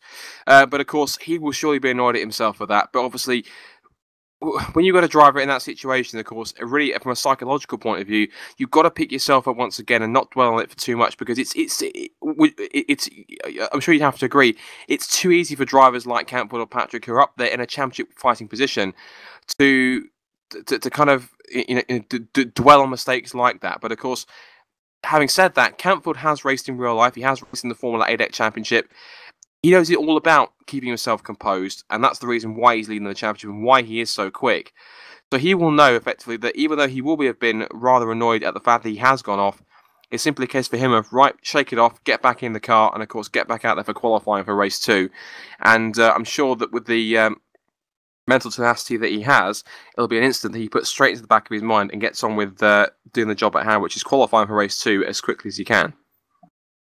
Yeah, also he's still leading the championship, so I mean he lost a bit of his advantage towards Patrick and towards Torvik as well, but he's still leading the championship, so actually he hasn't lost that much. And it was a completely unforced error from him, but he shouldn't overrate it. That's just what happens sometimes. You know, Patrick did it as well in the race before, and I think he will know that. He will figure that out pretty soon, and I think he won't do such a mistake again in the second race. Well, because we asked the question earlier on, when was the last time that Jesper Tolborg, as you see him on track warming up his tyres during practice for race 2, when was the last time that Jesper Tolborg started outside the top 10 in a TPS race? I can tell you the answer to that question.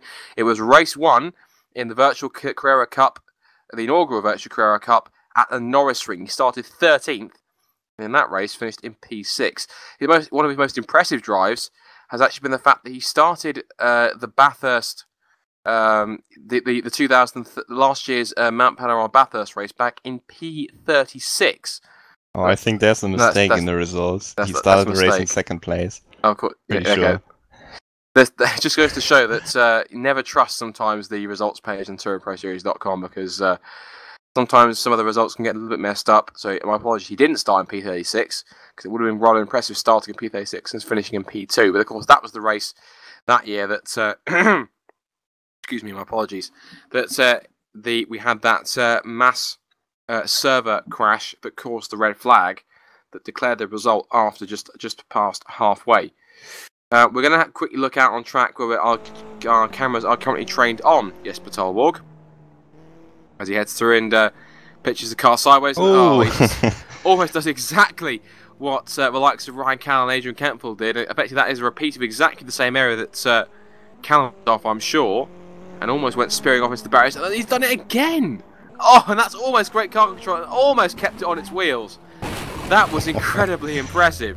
It might only be practice, but yes, I don't find that so impressive. You know, I find it maybe the other way around, that he managed to do that 2 cars in a row. I don't know what's going on with him. Well, it's practice. He's having a bit of fun. Let him off. He's the most winningest driver in TPS. I think he can get away with 1 or 2 mistakes, can't he? Yeah, sure, but he's still got a pretty good chance of winning the championship. Did he just drive over the curb again? He's doing it again. I think he's finding his limits in terms of what he can get away with. I think he's certainly found them in terms of, right, that corner, don't go that hard, because effectively I'm going to tip it over twice. Yeah. So, I just calculated the championship standings, and Campfield is on 182 points, and Torvik is on 163 points, so only 19 points behind it. You know, in relation, you get 30 points for a win, so Torvik is still really, really close. Patrick's on 146 points, so that's more than 1 win difference. I've got no idea why we're still in the practice session, by the way. We should go into qualifying now. Certainly is a mystery, because we are still waiting for practice to go through. Having a very, very quick look on Jonathan Osseklin's stats. He's started 100 before this race. He started 188 TPS races, and as far as I can see, he has had a podium and a race victory, for that matter, because he did get himself a podium and a race victory back in season 5 of the American Touring Car Championship back at the Hungaroring. That was in Division 2, though, I think. Division 2, that's... Where's way to put a downer on it? If he was doing so well, don't take away his moment. No, of course, but obviously that's... am I right in saying now off the back of that, that is possibly his first ever top line. That possibly is that actually his first top line, top division podium in TPS history? Is that correct? Jonathan Ockerklin's first podium, yes. That's, again, we're watching Jesper Talbot. He's certainly entertaining us here on the broadcast because he's again just finding his limits, and he has made quite a mess at the front of that Mini. How it's still drivable is beyond belief. It isn't really drivable, is it? It just goes. No, well, it's not drivable anymore. It's not anymore because he's torn the wheel off it, so that's not exactly going anywhere, and he promptly escapes back to the pits. But it's quite a mystery. Either we're waiting on somebody because we are. I think we might be waiting on somebody because we only have, including our broadcast car, we have 18 cars. I think we're waiting on Ryan Cullen. And ironically, Ryan Cullen is, of course, the man that his course. Adminning the whole race weekend effectively, so whenever Ryan's the course effective, without Ryan we can't start the second qualifying session, so we have to kind of wait and go forwards. But looking forward to looking at some of Jonathan Ockerklin's stats, amazing 188 races, and despite the fact he's scored himself some Division 2 podiums, it is pretty intriguing that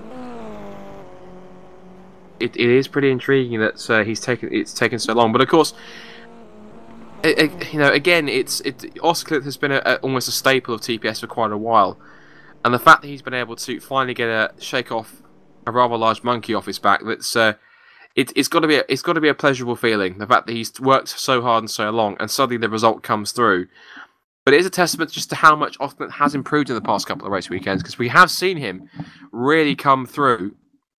When it's really come through and put in some fantastic results. He did so at the night races at Zolder, and he's doing it again. So it seems to be something about Game Stock Car 2013 with these minis on these kind of circuits that are benefiting him, and he just seems to be finding the pace that he's been searching for so long. And incredibly, after some 189 starts across a period of, if I give a look at his profile, a period of, I think, roughly around 2 or 3 years, he's finally managed to get it done, and he's got to be immensely proud of that. Yeah, Ockerklin also is one of the guys who's been racing everything.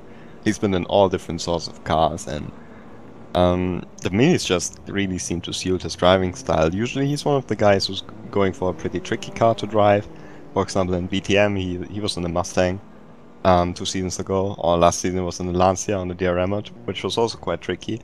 And yeah, maybe sometimes he's making his own life a bit harder than he really should, but of course he's having fun just to handle these kind of cars, handle these beasts. And yeah, now in the minis, all on equal machinery, and Ockerklin gets a podium. I'm still happy, and I think he will be completely no, he'll be going crazy because he got that podium. Well, I think that's that's an unbelievable result. I'm pretty sure. Absolutely, cannot disagree with that. And of course, we'll get to hear just how overjoyed Jonathan Ockerklin was with that podium, obviously in the post-race interviews, which I'm sure, of course, we will definitely get the thoughts at least of Paul Patrick, Diogo Silva, if we can, and also Jonathan Ockerklin as well. That he had a proper chance to talk to him about what he thought of that podium finish that he secured. Meanwhile, race 1 winner Paul Patrick heads across the line to start his first qualifying lap of the session. Of course, the majority of the top 10 in the times from practice, with the exception of Arjik Razvan, who has now popped onto the track. So practically everyone is now out there. In fact, everyone is now out there, of course, apart from our broadcast car, which effectively is not allowed, of course, as it would be a rather massive disruption to everyone out there trying to set lap times. And we don't want that at all happening.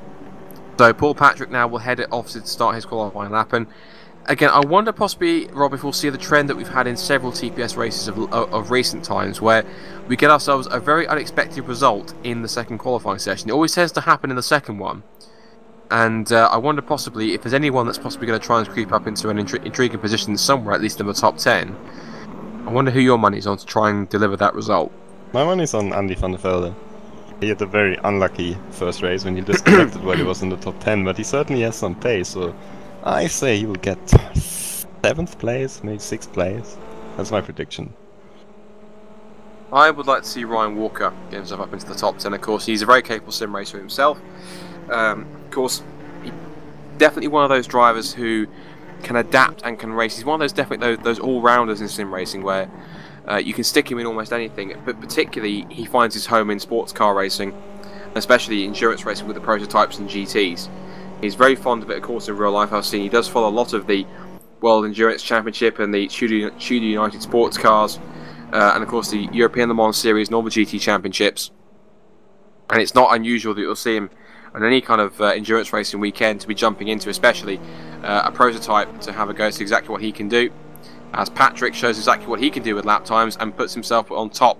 Once again, 150.560, but only 15 1,000ths of a second quicker than teammate Adrian Campfield, who gets himself into second. Now, Gus Verver's gone to third, and more times flooding in, quick, fast, thick and fast. And the man who's actually surprised early on, would you believe, is, well, I say that, was Miguel Cardozo, and then Luis Fernandez. As incredibly, look at that, Patrick and Campfield are up in Sector 1 by exactly the same margin of 31 thousandths of a second. So, talk about close between these two, only 15 thousandths of a second separates them. In terms of first sector times, dead even. Yeah, and a lot of guys in the 50s already, 5 drivers in the 50s already, so that's pretty good. And opening qualifying lap. Seems like the first sector from Patrick on his lap is not that good actually, because everyone's up on it now. But yeah, they still got time to improve. Just one thing I wanted to point out about Ryan Walker. I think he's a driver who, while he's driving a lot of different cars, he always feels a little bit more comfortable in downforce cars. And these minis are pretty much the opposite.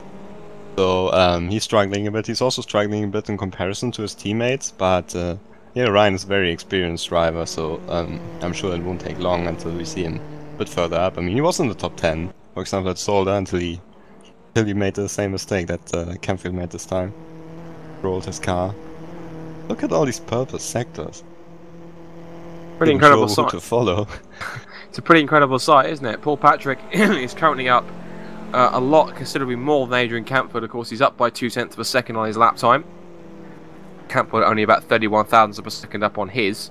The fastest times across the line they come then. So exactly what they're going to be posting. I'm sure Campfield's just in front. He goes momentarily top 130. No, Patrick lost time in the final sector. So Campfield pulled an almighty final sector to go top of the times. 150.344, and that's incredible. Look at that.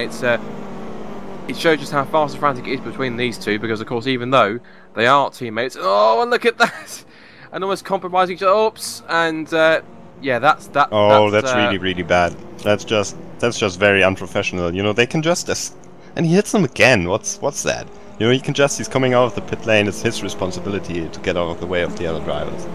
That's a certain penalty that will follow for him there, which was completely unnecessary. And what's incredible is it was an inter-team mistake, of course, because we had 2 walk racing cars heading out of the pits and 2 bearing down the pit straight, and just unfortunately they all came together at one point at the circuit, which happened to be the apex of turn 1. Well, you saw the end result. Everyone compromised each other and got in the way, and it just didn't favour anyone whatsoever. So Paul Patrick will have to wind up again for another lap. Gus Verver's currently on a purple lap so far. He's currently 4th. He's now off by about 700th of a second from Diogo Silva, who once again is up in 3rd. Another fantastic effort. And Jonathan Osklint again up in 6th place, ahead of Miguel Cardozo, who's certainly improved. So he's the man that's definitely made the most of his qualifying so far. Tolborg is now finally in the top 10 in 8th. John Monroe is not at the back of the grid so far also. Look how quick Verver is. 0.2 quicker than Campfield after the sector. But could the surprise be coming then from Gus Verver with a possible pole position? Although that said, Campfield's final sector was absolutely mega, because he was down by almost 0.2 of a second at the end of sector 2. But it seems that Campfield found an incredible amount of time to bring the deficit down into his favour, as Jesper Tolborg jumps up to 6th with that lap time. That's more like it from the Iceman. Gus Verver across the line, he comes. Can he improve by how much? Nope, stays 4th. Do you think he improves his lap time? No, he doesn't. He doesn't, in fact. My apologies. 150.754, so he lost an incredible amount of time in the final sector. So Oscar is now also on a personal best if we have a look at him in 8th spot. He is now coming up towards the final corner, so I wonder possibly if he can improve. And once again, Tolborg going even quicker. 0.2 up on his personal best in Sector 1. And 2/10 will get him, as far as I'm concerned, that'll get him up as high as 3rd place if he continues at this rate. Here comes Osserklint, looking to try and repeat on an impressive qualifying. He stays 8th. No improvement whatsoever. Was about half a tenth off his fastest time so far in the session, with just under 2 minutes to go. But it is Campfield who currently tops the times by a tenth and a half from Patrick, with Silver 3rd, Gus Verber then 4th, and then Klaus Niering, Mate Orban, Jesper Tolborg going even quicker. We can quickly look at him on his lap time. And then Osserklint, Cardozo and Fernandez rounding out the top 10. Yeah, good performance from Cardozo and Fernandez so far. They haven't really set the world on fire so far in this championship, but certainly seem to have picked up the pace. Burr was purple again after the 2nd sector, but he lost a lot of time last time in the final one. I think what's more interesting is that Patrick is up after the 2nd sector. We're back down towards the final corner. Let's see what Talbot can come up with. As of course, we said Patrick and Verber both on purple sectors so far, and there's green across the board also. Orban, Talborg, Tolborg, Osserklint, and Van der Carvalho nearing up by a tenth and a half. Let's finish this lap that we're on right now to see exactly where Tolborg moves up, if at all. He's 7th. He loses a lot of time. So again, people losing a lot of time in that final sector. What is it about that sector that you think, Rob, that's causing these guys to lose so much of the time they've gained in the first 2? Is it just the nature of it down the straights? I mean, what is it? Is it the advantage of a toe? I can't really fathom it myself. I think it might have to do with where the sector line is positioned. Between the 2nd and the 3rd sector, so maybe you get a really good 2nd sector time, but it compromises your 3rd sector. That's possible. But also the final corner is actually quite tricky in these cars, because you might get understeer towards the outside and be nearing into 3rd place. Mid lap from him, so it's not easy at all. Yeah, Walk Racing back on form here, 1, 2, 3 at the moment, and that should be Niering's best qualifying performance of the season so far. Certainly is. A 2nd row start is his reward for that lap time. At the moment, clock sticks down to 0. Flag is out. Means that anyone on a lap is allowed to finish it. As is this man, Mate Orban. Patrick is going pretty quicker in sector 2. As the 2 GT Competizione guys with Silver, and I think that's obviously either Cardozo or Fernandez. It's Cardozo just behind his teammates. Orban is up in sector 1. He was, but what about sector 2? He's down by almost a quarter of a second. But that will possibly put him up there. Patrick is going quicker in sector 2, but only by just under a tenth. He snakes his way through. This is the crucial part of this racetrack here, the sweeps of these corners down towards the very tricky run through the corner. And that inside curve is such a treacherous one. And a few drivers caught out on those already this session. Campfield is going quicker also, as is Niering. So these 3 are definitely laying down the gauntlet so far. The 2 GT Competizione cars, the Silver and Cardozo, have flashed through the shot. And what has Patrick got left with the pink wing mirrors to match the pink sector times that he's setting so far on this lap? So Patrick, without the benefit for toe, comes down the pit straight. Can he improve on that qualifying zone? Cross line he goes. Cannot improve. Once 50.622. What about Campfield? Campfield down the pit straight. Can he improve on anything at all? He comes across towards the stripe, and the time he sets is just off by 12/1000 of a second. Talk about consistency. See what Niering can do if he's still out. No, he's also in the pits. Jimmy Hughes is on a personal best as far as I can see, unless he's still out there on the track. Coming around the final corner now. Let's see exactly how much time he can make up. Osserklint into 4th. What a lap from Osserklint. Look at that. Great stuff. And Jimmy Hughes up to 8th. So incredible lap, and he displaces Luis Fernandez out of the top 10. So Osserklint up to 4th on row 2. He puts himself best of the rest of the Walk Racing cars that are in the top 3. So Osserklint again is absolutely on sensational form tonight. As Fernandez goes up to, and Fernandez actually jumps back over to 10th. So he displaces his teammate Cardozo. So last minute changes in the order. We do effectively have a grid with the flag out and the time down to 0. We'll go through it at the beginning of race 2. Stay tuned. That race is coming up just after warm up. But once again, we'll go to our sponsors and our friends at InsideSimRacing.tv to tell you all about their exploits. And we'll come back with discussion pre-race 2 here at Poznan. It's Adrian Campfield now in pole position, but can he make up for his mistakes in race 1? We'll find out after these messages.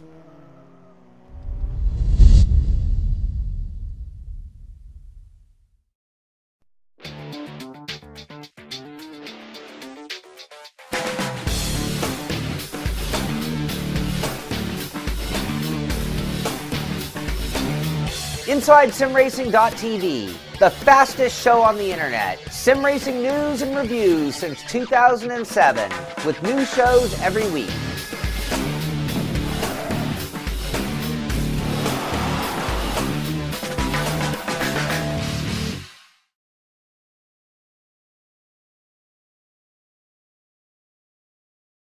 Welcome back to live coverage of round 4 of the 2014 TouringProSeries.com virtual mini challenge here at the Tour Poznan circuit in Poland. And of course, if you want to keep up to date with everything that's going on going forwards into the summer months and of course into the autumn, of course, it is TouringProSeries.com, the only site you need to be locked in on all the information and all the happenings in the league and the various championships going on. Of course, you can head to the TPS ranking page to see exactly who is the best in TPS at the moment, and the TPS Hall of Fame to see who is the best of all time. And obviously, you can also head to through the forums which is hosted by our very good friends at InsideSimRacing.tv. We are very proud to have our forums hosted with, and of course, a shout out to Darren Ganji and everyone else who looks after that show. Fantastic job that you all do, and of course, it's fantastic to have you guys on board as good friends of the show and partners, as well as also our support to Cancer Research UK and also support from Live Races, SimSync Pro, MultiBC, and of course Rights Studios, who make the fantastic GameStop Car 2013 that we are racing on in the Virtual Mini Challenge. And of course, you can also keep up to date with everything so far on to facebook.com/Touring Pro Series. Throw a like down on that page to keep up to date with all of our goings on. Also, you can check us out on Twitter. Tweet us at twitter.com/Touring_Pro. And if you happen to miss anything of this broadcast, especially race 1, if that's the case, one question is, where the hell were you? And secondly, not to worry, you can head back onto youtube.com/Touring Pro Series and watch back any, if not all, of our broadcasts, both past, present, and also any future broadcasts will be uploaded back in full on that page also, including races from a championship that is coming back, as we talked about already, the Virtual Touring Masters Classic Championship, running on R Factor, using the awesome, the godlike the Touring Car Legends mod, which is the glory days of touring cars from Group A. And of course, we get to see circuits in action once again, such as Spa-Francorchamps, also Suzuka, Laguna Seca, Salzburg Ring, Brands Hatch, the Grand Prix circuit of Brands Hatch, and Mount Panorama, in cars such as the legendary Ford Sierra RS500, the Nissan Skyline R31, the BMW M3, the Toyota Supra, the Rover Vitesse, the Volvo 240, the Toyota, the Holden Commodore, the Alfa 75, the Mercedes, all great cars that raced in the era of Group A, and you get to see them or even race them live on Touring Pro Series at some historic circuits. It kicks off the first race at Spa-Francorchamps on the 25th of June. Of course, sign-ups start on this coming Saturday. Head to touringproseries.com/forums, hosted the course by our friends at InsideSimRacing.tv. Head over there, and if you fancy a go, the best part is entry to the championship is absolutely free. Just speaking about this league, I'm sorry to interrupt you, go on. But just speaking about this league, maybe I thought I can give away some little secret information on who's already planning on entering this league, so just that you get a better picture. Okay, do tell, so, Mr. Wiesenmueller.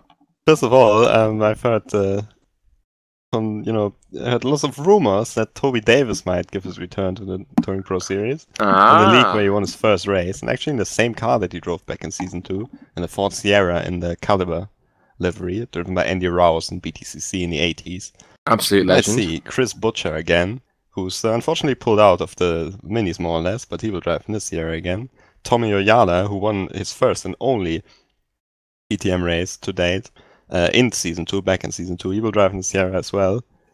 We'll see Eric Tveit, who's very famous for his great pace, but also for his many roles in various races. He will come back in a Rover. And these are only some of the names that that have been going around. Who could fight for the championship. Also, a guy like Matteo Orban will most likely enter the league, so it will be really exciting, really competitive. Jonathan Ockerklint, of course, in his Mustang will come back. Well, I fancy go as well in this championship. So why wouldn't you? Why wouldn't you? With cars like that, of course, it is one of the most popular mods out there on R Factor 1. Yeah, and sure. Can just take, it doesn't matter if you're a driver who pushes like crazy or if you're tire whisperer and you're just going smooth everywhere, there's a car for you in the mod. You know, it doesn't matter. Maybe you like to drive a very, very high powered cars and don't care about tires at all. You know, you can sign up in the Mustang. There you go. No problem. Oh, and yeah, we seem to possibly. I did wonder what's happening. Adrian Campfield seems to have missed the lineup off the grid, and if I'm correct, it looks as though he will have to start from the pit lane. Oh, I think he crossed the pit line. He has. This might end up in a disqualification. So drama for Adrian. I'm not quite sure. Drama for Adrian Campfield before the race is even started. And it means possibly, if he has crossed the line, he has to stop at the end of the pit lane. He has crossed the pit line, we believe. The red light is on. Can we get an onboard shot from Campfield? Let's have a look. We could quickly go on board with him and see. Have a look. There's the line. He's not crossed the line. He hasn't crossed the line. That's good. So Campfield, I believe supposedly our pole man has missed the start to get onto missed the call to get onto the grid. He's left it too late, and he will have to start from the back of the grid. So watch for Campfield charging his way through to try and challenge this man at the front. As they wind their way around on the formation lap for race 2, we'll go through the grid. So there is going to be an empty space on pole position for where Adrian Campfield should have been. But effectively now, Paul Patrick has an unchallenged front row. So once again, he effectively inherits pole position. But will start, of course, second on the grid. Of course, third is now going to be Klaus Neuring. With Jonathan Osserklint, again, it was such an impressive qualifying. Best of the rest. First of the different walk racing cars. Now, my apologies. I have mistaken the sounds. There we go. Robert Wiesenmueller shouting in my ears. Put the sounds back on. There we go. We can hear them now. Thanks for the reminder, Rob. Obviously, we've got Oscar fourth. Diogo Silva, who out qualified him in race 1. It's now table's turn between these two. In fifth, Matej Orban qualifying 6th, again ahead of Gus Verver 7th. Then Jimmy Hughes qualifying in 8th, much better qualifying than he had in race 1, starting at the back of the grid. But what a great drive he had. And of course, now he is up in 8th position. What can he achieve from a mid-pack start? That's going to be one to watch of, certainly through the race. Talbot does indeed start from the top 10 this time. And as I hand over to Rob to finish the top 10, Luis Fernandez starts finishing in qualifying 10th position for GT Competizione ahead of his teammate. Yeah, Miguel Cardoso in 11th. Actually good qualifying from both Fernandez and Cardoso. 12th position, Xavier de Carvalho. And 13th, Ben Hackison, a little bit worse qualifying than in the first race. Ryan Walker in 14th. Andy van der Velde, unfortunately, couldn't fulfill my expectations in this qualifying session in 15th. Followed by John Monroe, who's... I'm not sure who that is. Oh, that's Eric Grassman in 17th. And Ryan Cullen is missing in this race, so Grassman rounds out the field. And for Campfield, he will have to wait an awfully long time. Because the lights in the pit lane will turn green when the drivers cross the line of the first sector. And because this track is quite long, he will sit there for such a long time. And I said after the first race, oh, Campfield won't do a mistake again. And now he did one of the biggest mistakes, and one of the mistakes that's easiest to avoid. So that's, I don't know, maybe he's feeling the pressure, but it's a fantastic opportunity for Torvik and Patrick. So, 5-second board is up, ready for race 2 at round 4 at Poznan for the virtual mini challenge. Patrick finds himself on a surprise pole position because Campfield will start from the pit lane. Revs rise, lights are out, and we are racing once again in Poland. Decent start from Patrick. Also from Chris Nearing, he's gone with him. Oscar gets a great getaway, he's going to go with them. And there's Campfield on the right-hand side, who has to sit there an agonisingly long time at the end of the pit lane whilst all these guys head towards the first sector. And we'll keep an eye on exactly, if you can keep an eye on Rob exactly when he launches off the pit lane. But out of turn 1 they come, all pretty much single file, all 17 of them. Someone's been spat off into the onto the exit of the grass. It looks like that is Hackison. He's now going to go side by side with Van der Velde. And brace yourselves, boys, down towards turn 4. Big braking move from Jimmy Hughes up the inside. They're 3 wide with Silva and Verver. Silva gets a little bit sideways, pushes Verver out onto the grass, and amazingly, the winner of that was Jimmy Hughes. We said watch for him. An incredibly gutsy move, up from 8th to 5th off the line. Incredible start. Yeah, Hughes is wasting no time. And this is the first time in this league that he actually qualified well. Usually he's been pretty far at the back and then just catching up in the race because he had quite a good pace on all the tracks. Oh, Ockerklint runs wide. Orban goes through, I think. Yeah, but Hughes, he's in a position to challenge for a podium. Definitely. Silva was climbing all over the curves trying to get around Jimmy Hughes. As now the two Optimus Sim Racing cars go into combat, and Allman's now up to 3rd. Oscar is now going to be under pressure here, and the two of them squabbling is only going to bring the rest of the field into play here. Hughes is getting bulked by the pair of them, And Houston's now going to get himself involved. Careful, boys, it's going to be an incident at some point. Not a good place to get tangled up on the first lap. And now we've got, that's Diogo and Verva. They're all checking up now as they get through. And Tolborg's up to 6th, incredibly. So what a start from Tolborg. Give himself around. And Carvalho's up to 9th. So it's both of the Mad Cape cars up in the top 10 at the end of the first lap, which is an incredible feat so far. Checking in quickly with Campfield. He is now currently, where's Campfield? Campfield is... He's out. He's out. Campfield's out. So can we scroll with the standings if we can see the reason for his... he's was disqualified. disqualified. I think he went out too early. And this is a massive blow for his championship hope. And I think we're joined by Adrian Campfield. So what happened? Well, after qualifying, I realised that I'd been racing on the default setup for the second qualifying. So I was in there changing it back to normal, and then when I went to join the track, I was obviously too late. So then when the race started, everyone was around turn 1 and the lights were still red. So I thought, oh, well, maybe just go, and then as soon as I went, it was disqualified.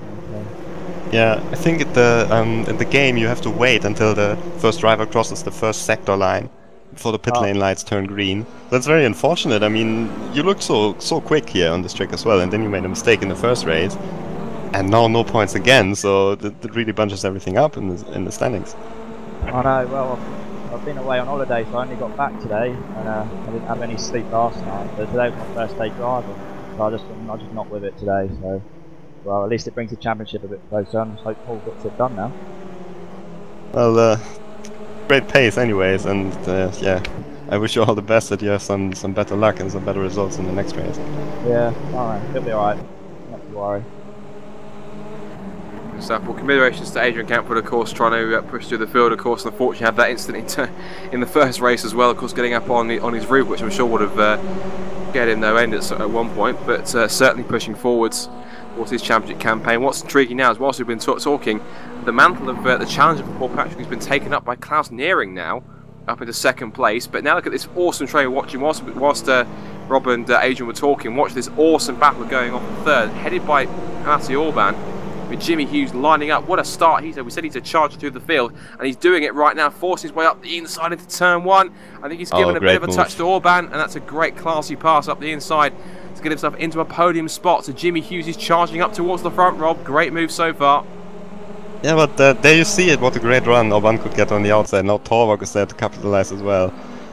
We've seen Orban can break pretty late into that corner. Look at Talborg.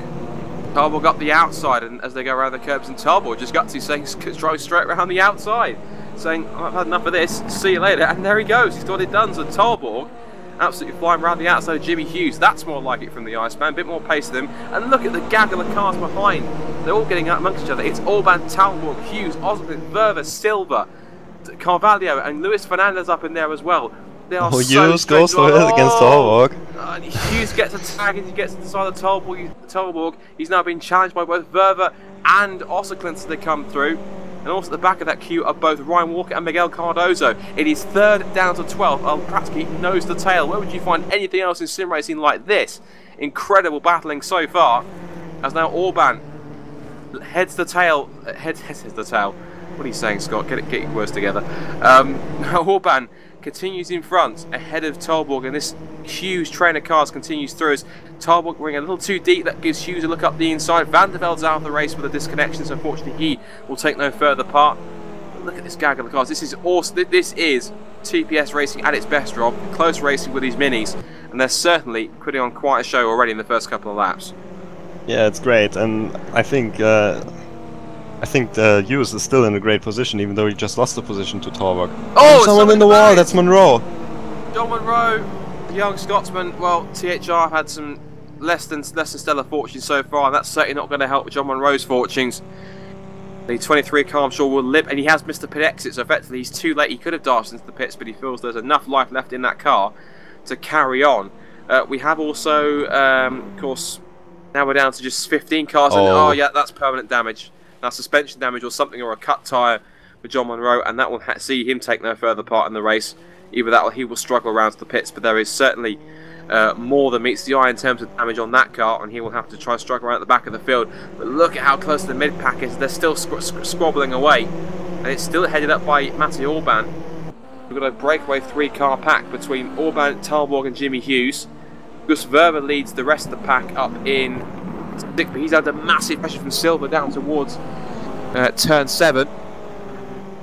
And just behind, of course, Ossiclint is fending off Luis Fernandez. So definitely it seems the GT Competizione cars are getting in and amongst it so far. Walker up to P10, good effort from him. And also Carvalho is up in 11th, Cardozo 12th. And Archuk Razvan keeping in touch in 13th place. As also Ben Haxton in 15th spot. He's circulating still in a number 2 car, so problems for him also. He must have got caught up in a melee somewhere. But we still see John Monroe struggling around in 14th spot.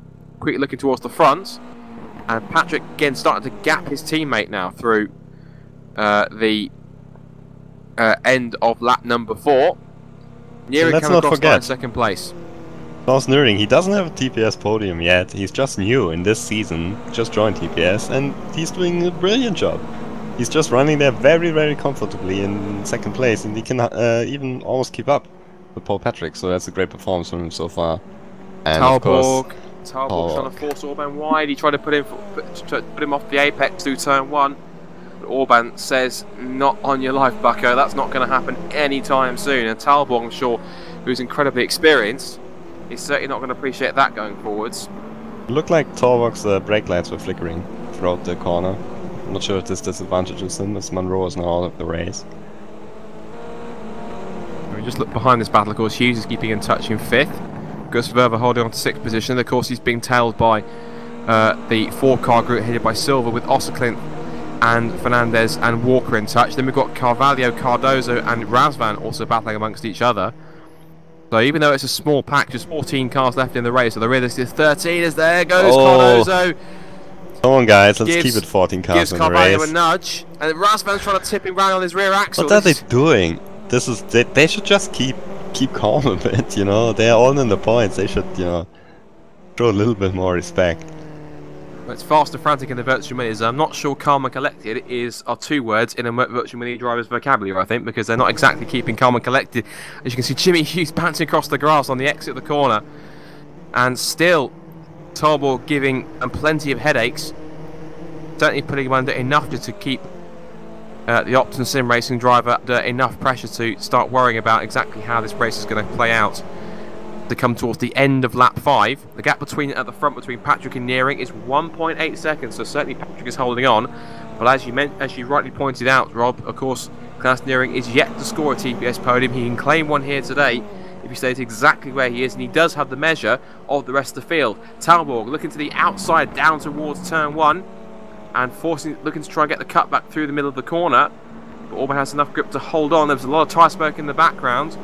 Now, who was that? That's somebody's trying to use up enough tyres through there.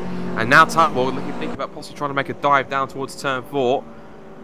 And is Orban going to get it stopped for turn 4? Yes, he does. But exiting the corner. Now, we've now got Jimmy Hughes putting him under pressure. And he could certainly get out the popcorn and think, yeah, you guys scrap amongst yourselves if you guys either trip up. And someone went off in the back, and who was that? And that was Verver off. What did he do there? Straight on. He looked way too quick in that corner. Here's the replay. Down towards it, and he's clipped the curb. Exactly what Camphor did. It's almost a carbon copy. And ends up on his side. And these Walk Racing cars certainly taking liberties with those curves, because first it was Callan, then it was Razvan, then Campfield, and now Verver's being claimed. All we need is Nearing, not to tempt fate, but all we need is Verver and Patrick to do that, and we've got the full house. Yeah, that's crazy stuff. that was such a high-speed accident as well. He was kind of unlucky that he clipped the barrier in the end. Campfield didn't hit that. Looking on board now, looking back from Javier Carvalho in 12th spot, watching back the view, seeing behind them Mikel Cardozo in 11th spot and Archuk Razvan. And Archuk Razvan in 12th.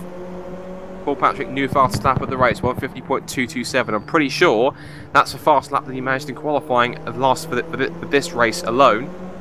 As again looking back towards the front, the gap is back. Tolborg has managed to get himself around. He's still side by side with Orban. In fact, Orban couldn't get it done. Orban has managed to hold it off. Tolborg couldn't get it done. He'll line him up again down the pit straight. And again, he's very good at forcing the invite, pushing Orban to take the defensive line, and Tolborg's not afraid to go around the outside. We know exactly what his racecraft's like, and Jimmy Hughes can slip up the inside if Tolborg's not too careful. As behind, there was almost a change between Silver and Osselklint for 6th and 7th. And look at how closely packed together these guys are. This is, of course, for the final spot on the podium, and Orban is putting up a monumental effort to defend. He goes to the outside again down towards turn 4. But Orban just parks it on the apex and says, no, not in your life. And even though Tolborg gets the slight undercut, it's not enough to put him alongside, and maybe it is. They do touch body panels, and Tolborg is almost through. Orban holding the inside run. He will get a better run off the corner down towards turn 7, I should say, sorry. And what role will Hughes play on this one? Down under brakes. Hughes is just waiting for them to make contact, and now Hughes has got a good position. I can't make it stick. Tolborg again. Hughes with a fantastic run off the corner through turn 7, and Orban now is having a fantastic run, also holding on. And that line which Orban took has compromised Tolborg. It now puts Hughes back on his back bumper now. These three are putting on a fantastic spectacle. Remember, this is for the final podium spot in this race. Of course, effectively, Patrick and Nearing have almost certainly secured it already. This is an awesome scrap, and remember, of course, the harder these guys continue to battle it out, this will also bring Diogo Silva and Jonathan Osselklint into play, and it already is. Yeah, look how much they caught up on this lap. This is crazy. And also, you know, we were speaking about Osselklint's first podium here. Nearing has a pretty good chance as his first podium, but Jimmy Hughes also hasn't been on the podium yet. His best result is a 5th place in the TOX, the Monster Cold Clear series at Knock Hill. And yeah, certainly he's got a chance here. Although now he has to watch out for Silva and Osselklint, who've both proven in the first race that they've got the pace. Oh, sideways. Currently running, of course, in 5th position, exactly where he is right now, and of course doing everything he can to make sure this actually try and get himself into that possible podium spot. But of course, it's 7 done in the championship, like the virtual mini challenge, as Orban holds the line once more through turn 4. And there's just Osselklint in the background running a little bit wide on the exit, which means he just falls back ever so slightly from Diogo Silva. Checking back in with the guys behind, of course, Walker has kept himself in front of Fernandez. For 8th and 9th, Cardozo rounds out that top 10 ahead of Carvalho and Razvan, so he still wins out that battle. Gus Verba is further back, about 6 seconds back behind the scrap for 10th. But of course that means now that he is going to be lapping much quicker, and I'm pretty sure that the pace he was running will close in fairly quickly. We wait to see exactly how that's going to play out. They wind their way back towards the end of the 2nd sector, and still the battle is raging on, as now Orban once again putting up an awesome defence from Jesper Tolborg. How on earth is he keeping this one up as they head back into the top of this very tricky braking zone, and doing incredibly well to hold the line that he needs. But Tolborg might get a run up the inside on the exit of the second to last corner, and Hughes will go with him if he can find an opportunity. In the toe, he's close as he wants. He's almost practically pushing him down the pit straight, down the straight towards the final corner. Now, what kind of run is he going to get? Looks as though Orban got a better run through it, and Hughes is closer to Tolborg than Tolborg is to Orban at this point. And down the pit straight. Although having said that, Tolborg's got a much better run, and looks to the outside. This is again forcing Orban to take that defensive line into turn 1. And he's confident enough to try and go around the outside. If he can pull this one off, it'll be an almighty pop move if he can make it stick. And Orban has to give him room. He has to give him room because Tolborg is right alongside him, and he has almost got it done. If he can keep himself there and just edge himself alongside, he will have trap position to get up the inside for turn 4 under braking. They hit the brakes now for the left-hander, and Tolborg's still got his nose in there on his left rear quarter, but Orban somehow is keeping himself in front. This is autumn racing between the two of them, and Orban is doing one hell of a job to keep the most winningest driver in TPS at bay at the moment, with Jimmy Hughes just behind. And also this brings in Diogo Silva and Jonathan Osselklint. What an awesome spectacle for 3rd place at this point in the 2nd race here at Poznan. Orban is very, very good on the brakes, but he's also using his tires the most, I think. out of these drivers. Torborg is also trying a lot, and I think Hughes is just staying more calm, especially Silver. I'm thinking Silver's in a great position here. Just needs to wait a bit, and maybe this battle gets a little bit more heated, and then he can benefit. And he's got fresh tires, he's got a fast car, as he's proven. Oh, Torborg on the outside again. Torborg has got track position, and he will get himself up inside. Oh! Contact, and they touch. Allman's going to get sideways across onto the gravel. Plants his foot to keep it in, and he has lost 4 spots in the space of that one because he has lost positions to both Torborg, Hughes and Silver and Osterklint. So now it's about a 4-way scrap for third. Hughes up the inside, forces Torborg wide, and Silver gets himself involved as well. A fantastic scrap, of course, up at the front. Patrick is up in front by 3.5 seconds from nearing, but this is the main battle, and it's now Hughes up the inside. As Silver tries to go around the outside of Jimmy Hughes. The pair, both Hughes and Silver, touch their banging panels again. What a race so far. This is for third, the final spot on the podium, as they head on to lap number 10 and 15. And here comes Osterklint using the toe of Jimmy Hughes. There's a spinning billboards for some reason on the exit edge of the circuit. I don't know the reason why. Silver now holding off from Osterklint. He goes around the outside. What immense grip there from the Optimum Sim Racing guys. Such confidence in that car to hold on to it as Hughes and Torborg once again go side by side. This is absolutely sensational stuff from these 4. Down towards turn 4 again. Under brakes. Torborg has the inside run. What can Hughes do up the outside? And Silver moves across the front and just chops off Osterklint immediately. He says, "Not on your life, sunshine," and holds on for the moment up to 5th position. They are literally nose to tail. Osterklint drops back a couple of car lengths, but Torborg so far, Rob, out in top, but out in front. But at this point, it's too close to call. Yeah, Torborg's driving very, very aggressively. More aggressively than normal from him. And of course, these guys like Hughes, they want the podium very hard. But Torborg, as long as Torborg finishes in the top 5, he will take the championship lead after this race, and he wants to score big points to you know, to get himself into a good position against Campfield and Patrick, because it certainly looks like he's a bit slower this season than these two. So yeah, it's interesting to see how this ends up, because I'm sure Hughes will try everything to get his podium. I'm sure the thought of a championship lead will not exactly be in Torborg's mind at the forefront for now. What will be is holding on to 3rd place at least to keep himself in contention for it. And Hughes again getting a much better run off the penultimate corner, and again it will pull him alongside the THR Red driver. The day he's going to have to possibly yield position if Hughes can get himself just edge that little bit closer alongside the door of the THR Red machine, but can't do it just yet. Onto the pit straight they come again, the fantastic 4, Torborg, Hughes, Silver and Osterklint, with Orban and Fernandez just behind in 7th and 8th. And it's amazing how the fortunes changed, because Orban was 3rd a couple of laps ago, now he finds himself back in 7th and dropping away from these guys. This is absolutely incredible stuff between the 4 of them, putting on a great show for you guys at home. I hope you're enjoying this as much as we are commentating on it, as now Torborg with clear track, starting to get a tiny bit of breathing space now, and Hughes is now being closed on by Silver down towards turn 4. But here comes Hughes also. Hughes again going to the outside line. And here comes again Silver diving up the inside. What a light move. Oh, Silver! How has he kept that on 2 wheels? Again he goes over.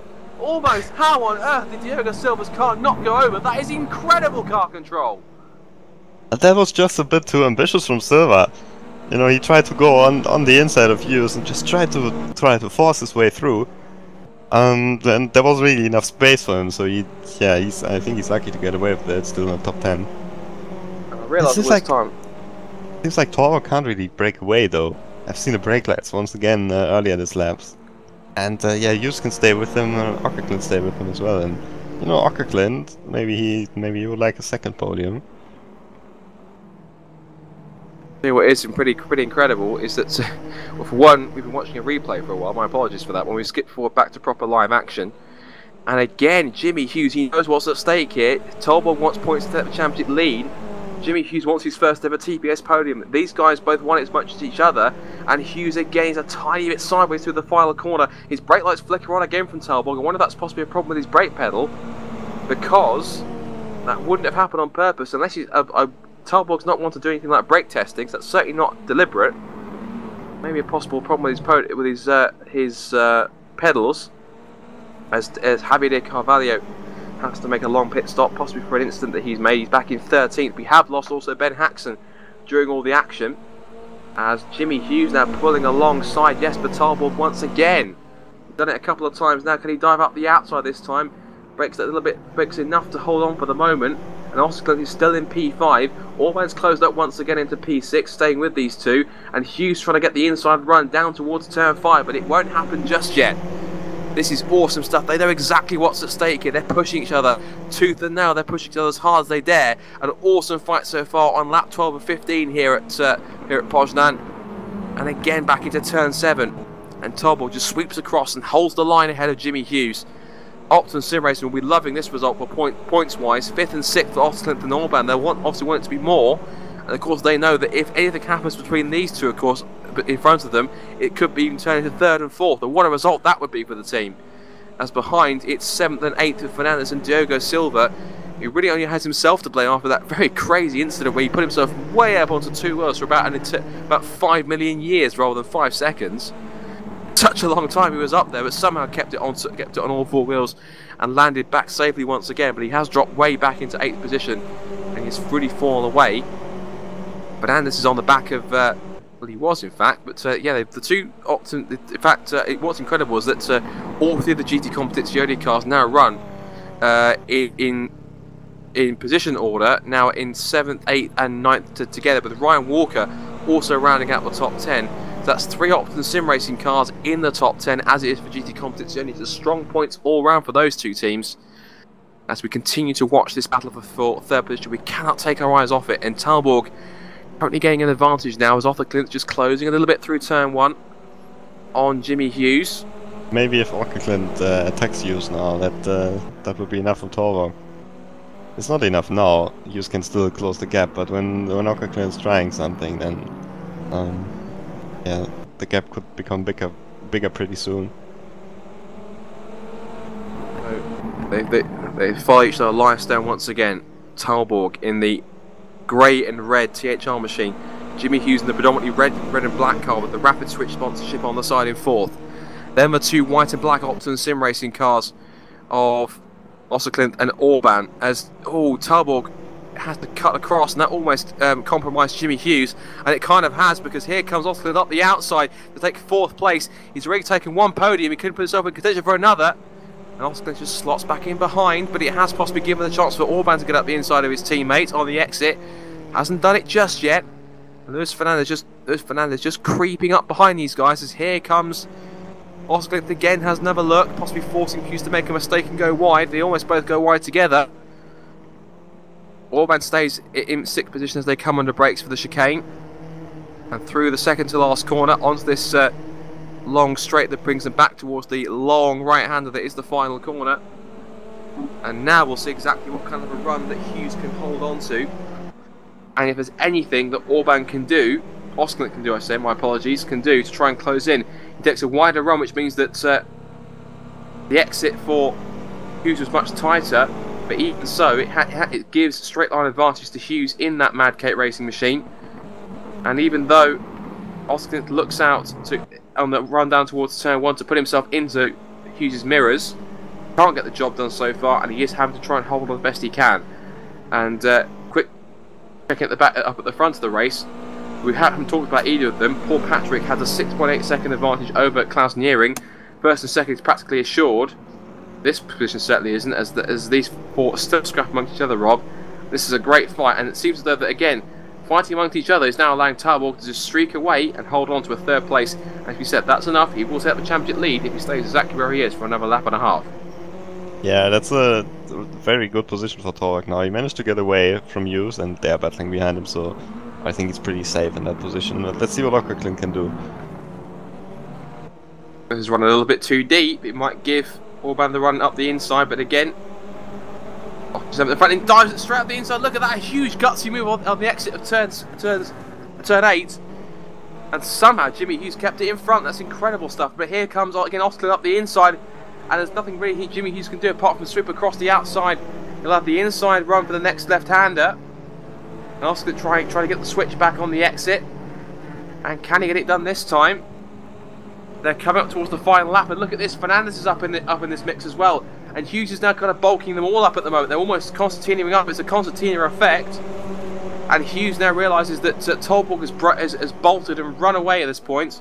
There he is in the foreground in 3rd place. Already, Paul Patrick is on his final lap, as is Klaus Niering. Oh, Fernandez on the outside of Orban. And Fernandez now putting Orban under immense pressure. We go back on board now down the pit straight. One more tour of the Poznan circuit, and again this time Osterklint is looking now for 4th place. Osterklint wants to take away a 4th at least. He can't get a podium. He wants to get these best of the rest off the rostrum. And this could be all changed now. Look at this, they're so close. Talborg is away in 3rd place. Hughes and Osterklint scrapping over 4th, whilst Orban and Fernandez dice over 6th. And again, no dive from Hughes up the inside, from Osterklint up the inside of Hughes, my apologies. And neither for Fernandez on Orban. So these two battles are really going on. A little bit wide there from Jimmy Hughes going through that corner. And also Diogo Silva also looking there or thereabouts. They come back down as again Osterklint again looking up the inside, they touch. Hughes is sideways, puts his foot down, and I'm pretty sure there'll be some gesticulation from Hughes saying, come on, Lawson, play fair. Have to keep holding on. We'll have to keep tabs on how they're getting on at the front. Also, as look at that, I'm tripping over my words. Talborg is safe in 3rd place for the moment, of course, as they carry on in 4th between Hughes, Osterklint, Orban, and Fernandez, and that will go all the way to the flag, I'm sure. Meanwhile, though, this man will double up on race victories, as Adrian Cantwell has done twice already this season. Paul Patrick strikes back and takes maximum championship points. It's 2 from 2 in Poznan for Paul Patrick. He gets 2 victories here at round 4 of the Virtual Mini Challenge. Nearing will be 2nd, Talborg will get 3rd, but what about 4th, 5th, 6th and 7th? How has this been decided? I think it will go to Hughes unless this has got anything left. They're going to be side by side. It's going to be a drag race down towards the line, but I think that Hughes will just get it. Yes, he will. Hughes 5th, Hughes 4th, Osterklint 5th, Orban 6th, Fernandez 7th, Silva in 8th, Cardozo 9th, and Ryan Walker rounding out the top 10. Across the line they come in 11th place. Razvan gets 11th, Verba back up in 12th with Javier Carvalho a lap down in 13th. We lost several cars, including the likes of Adrian Cantwell, who was disqualified, and also Andy van der Velde, and also Ben Haxton and John Monroe. An incredible run. But what can you say, Rob? 2 races, 2 dominant victories for Paul Patrick. This could be very... And also, but Talbot gets enough to get himself in the lead of the championship. 3 guys at the top can take it now. I think it's safe to say, Rob, in terms of the Drivers' Championship, it's game on. Yes, and I can also update you on the Drivers' Championship points at the moment. Torx on 188 points, Campfield on 182, and Patrick on 176. So that's all really, really close. But, you know, Paul Patrick, what an amazing performance here. Just completely dominant in both of the races. Great drive. Also, Klaus Nöring, fantastic drive from him. His first TPS podium. We didn't really speak about him so much in the race because the battle was going on behind him, but he just did everything right. Did a really, really consistent race and got a 2nd place, so that's a fantastic result. And about that battle that we saw, that was so tense, but it all stayed really, really fair for the largest parts, because we saw Orban in the gravel one time, we saw Silva on 2 wheels, but in general it was really enjoyable to watch. You said it, Rob. Absolutely incredible all the way. And of course, Paul Patrick doubles up on victories. We'll get his and the other top drivers' reaction from those 2 races, of course, when we come back after this short break. Don't go anywhere. We're going to get the drivers in and get their thoughts on the evening's racing. Stay tuned. Here's a message from our friends at InsideSimRacing.tv, and stay with us back in 2. We'll hear the reaction from the drivers. Back in a moment.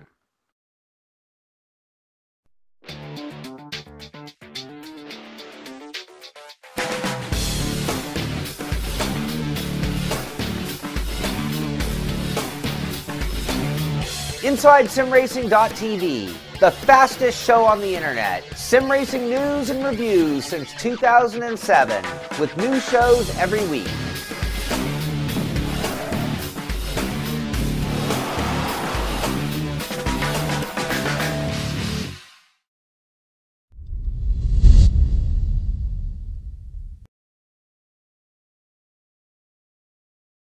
Welcome back to the post-race interviews for round 4 of the 2014 TouringProSeries.com Virtual Mini Challenge here at Poznan. Of course, if you want to keep up to date with everything, of course, TouringProSeries.com for all the latest information as well as facebook.com/Touring Pro Series. Go on, head over there, give us a like. It takes 2 minutes, it takes 2 seconds, and it shows us that you care, it shows us that you appreciate everything that we do. So just head over there, go on, click the little like button. It doesn't take long.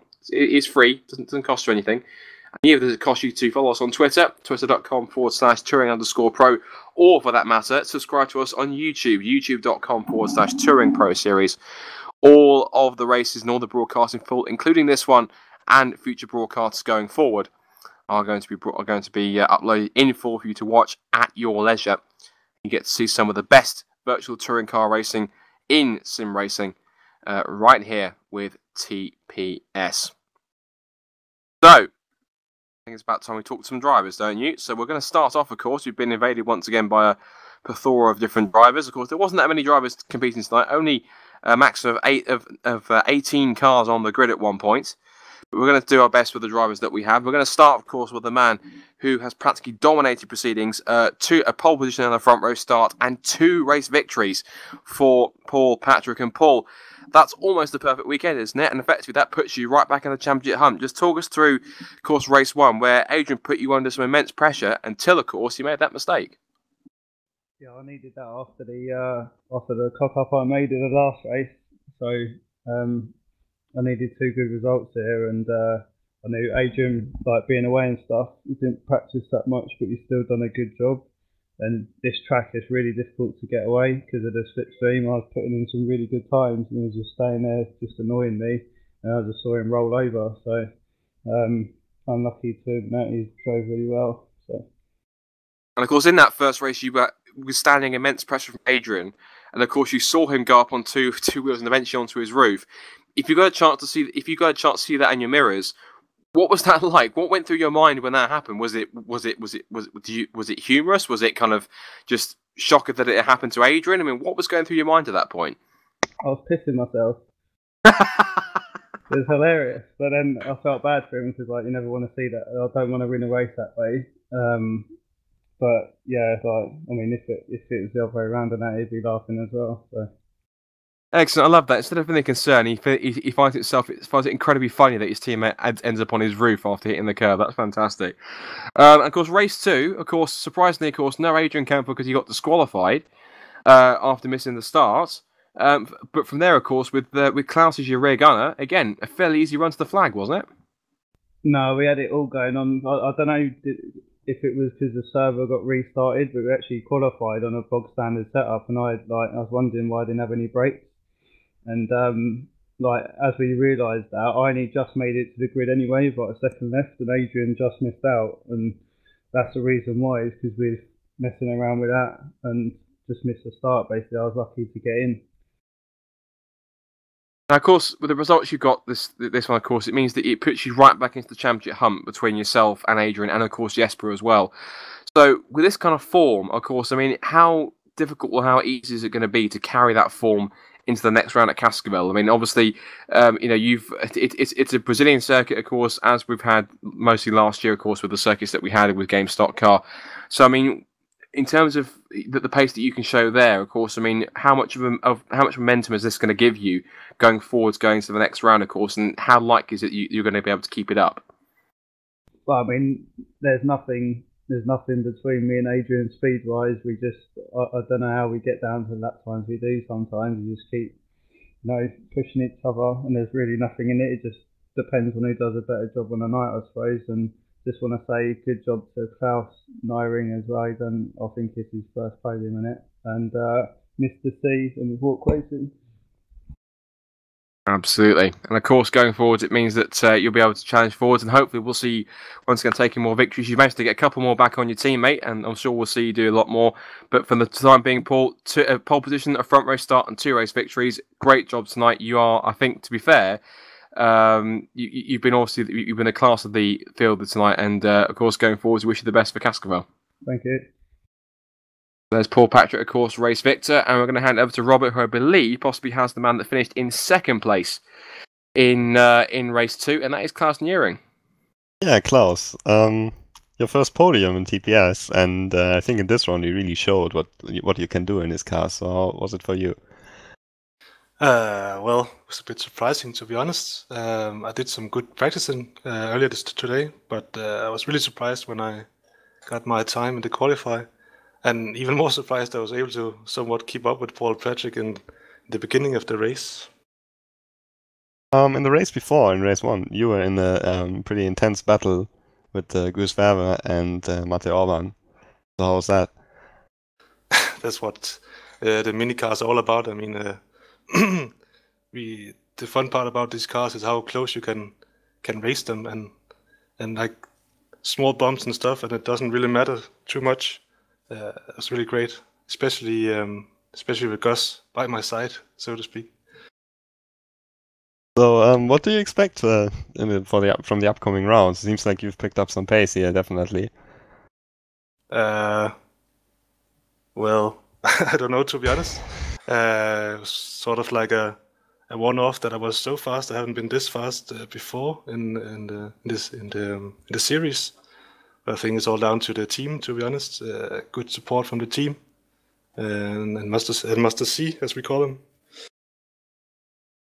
Well, congratulations on your first podium, and hoping for some more during the rest of the season. Yeah, thanks. And now, Scott will have the person who's probably the most excited about this event, Jonathan Ockerklin. Absolutely. I've been looking forward to this one. Jonathan, it's taken you about 189 starts in TPS, but finally you got yourself your first podium. Surely, I'm sure you can't contain yourself, can you? Just describe how that feels, because surely that must be a huge relief that you finally managed to secure it. I actually couldn't believe it when I actually realized I'm in third. Holy, well, something. And yeah, I'm just extremely happy because I've been trying, as you say, for a long time, and finally I'm there. Feels really good. Now, of course, where do you think this turn of pace has come from, of course? Because you guys really, yourself and Mate and Ryan as a whole and Ben also, you all managed top 10 qualifying performances. So, as a collective, you guys seem to be a really good all-round team. And, of course, it must give you so much confidence going forward into Cascabel and beyond for the rest of the season. Because you guys really are proving yourself as a front-running team this season in the minis. I'm very happy with the overall pace of the team. Everyone is working hard to try and get the car to where we want it and where each specific driver in the team wants it, and we've been able to manage that so far. So I think the work we're putting down, thanks to mainly Ryan and Matty, who's willing to practice and says, "Will you join?" and I join as well, and we do laps and try to figure the car out. Now, obviously, race 2, of course, you were part of that fantastic scrap going on for third place downwards. Just talk us through how it played out from your point of view, because you were certainly getting yourself involved, but there were a couple of hairy moments, and obviously you got kind of one of the best seats in the house. So just describe to us effectively what that was like to be amongst that battle. It was really good fun, that I can tell you. I think the reason I dropped back in the beginning was I let Mate by, and I thought, well, I'll stick around right behind him, but I got out of position, people got by, and then was behind and in the battle, and it was really good fun. Looked, you said, a bit hairy, but all in good fun. We look forward to seeing you up at, of course, the next round of Cascabel. Of course, but for now, savour it. Hopefully the first of many. First podium. It's been a long time coming, but you thoroughly deserve it. So well done, Jonathan, and savour this moment, because hopefully it won't be the one of the only times you get a podium. Hopefully more to come. Thank you very, very much. Jonathan, probably the most excited person in TPS at this moment right now, and I think Rob, I believe possibly you have. Obviously, you can take your pick. Obviously, Matty Orban or Jimmy Hughes. Let's have a word with Jimmy Hughes first, because he's got his best TPS result so far with the 4th place. How's that? Yeah, it's good, yeah, but it's a little bit bittersweet because I know that 3rd was on for a long time during that race. I was pressurising and in a really good scrap for my first podium. Eventually, me and Jesper managed to clear Mate, I think it was, but he's a class act, isn't he, Jesper? There's just no way through. I mean, I could see he was struggling with some braking issues, I think, which was slowing him down, which quite frankly was probably the reason I was able to battle with him. So I just couldn't quite get past, and then the guys behind managed to catch up, and just last couple of laps, couldn't really make any progress. There was in some of the madness when once everybody caught up, there was a little bit of contact, which I think damaged the car slightly. So I wasn't really able to push on from there, and just had to defend from John at the end. It seemed like this was the first time we really got a good qualifying performance together for the second race. Because in the races before, you always qualified pretty close to the back of the grid and then made up a lot of positions. So what do you think is possible when you get these qualifying results more consistently? Yeah, they definitely need to do it more often. I mean, I know the pace is there. The pace has definitely always been there in the races. But I've really been struggling, particularly with the minis. Just not been, I've always been out of position, starting at the back. And sure, you can have a lot of fun fighting through from the back of the grid, but you need to be right up there at the front. So if I can keep that up and get some more top 10 qualifyings, then I know I can push on from there. Hopefully get that first podium. Well, great result anyway, and congratulations for that. Thanks. Mate Orban unfortunately had to go, so we can't interview him now anymore. So back to Scott. Yeah, we may as well have a chat with the final one of the final guys that we've got in here who at least managed to get a couple of decent results. That's have a chat to Ryan Walker very quickly. Ryan, of course, again, you had a couple of decent results. Of course, you managed to get yourself a top 10 in race 2 as well, but a bit of an up and down weekend for yourself. But just talk us through how it went from your point of view. Again, certainly more pace coming through, and obviously as a result, your efforts helping out the team as a whole. So it seems to be taking Optimum forward as a team as well as individually.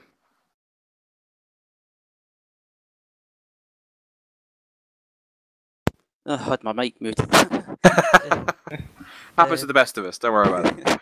Yeah, it was an up and down weekend, to be honest. This is the first time I've raced at Poznan, so I wasn't really expecting to be up there challenging in the midfield. So 11th in race 1 and P10 in race 2 was okay, I guess. I could have done better in race 2, but for some reason, Matty made a mistake, and heading on for the home straight, I got a run on him, and went to go on the inside, and he moved over, and then moved over again. So I'm not happy with that, but I got points after all, so it's okay, I guess.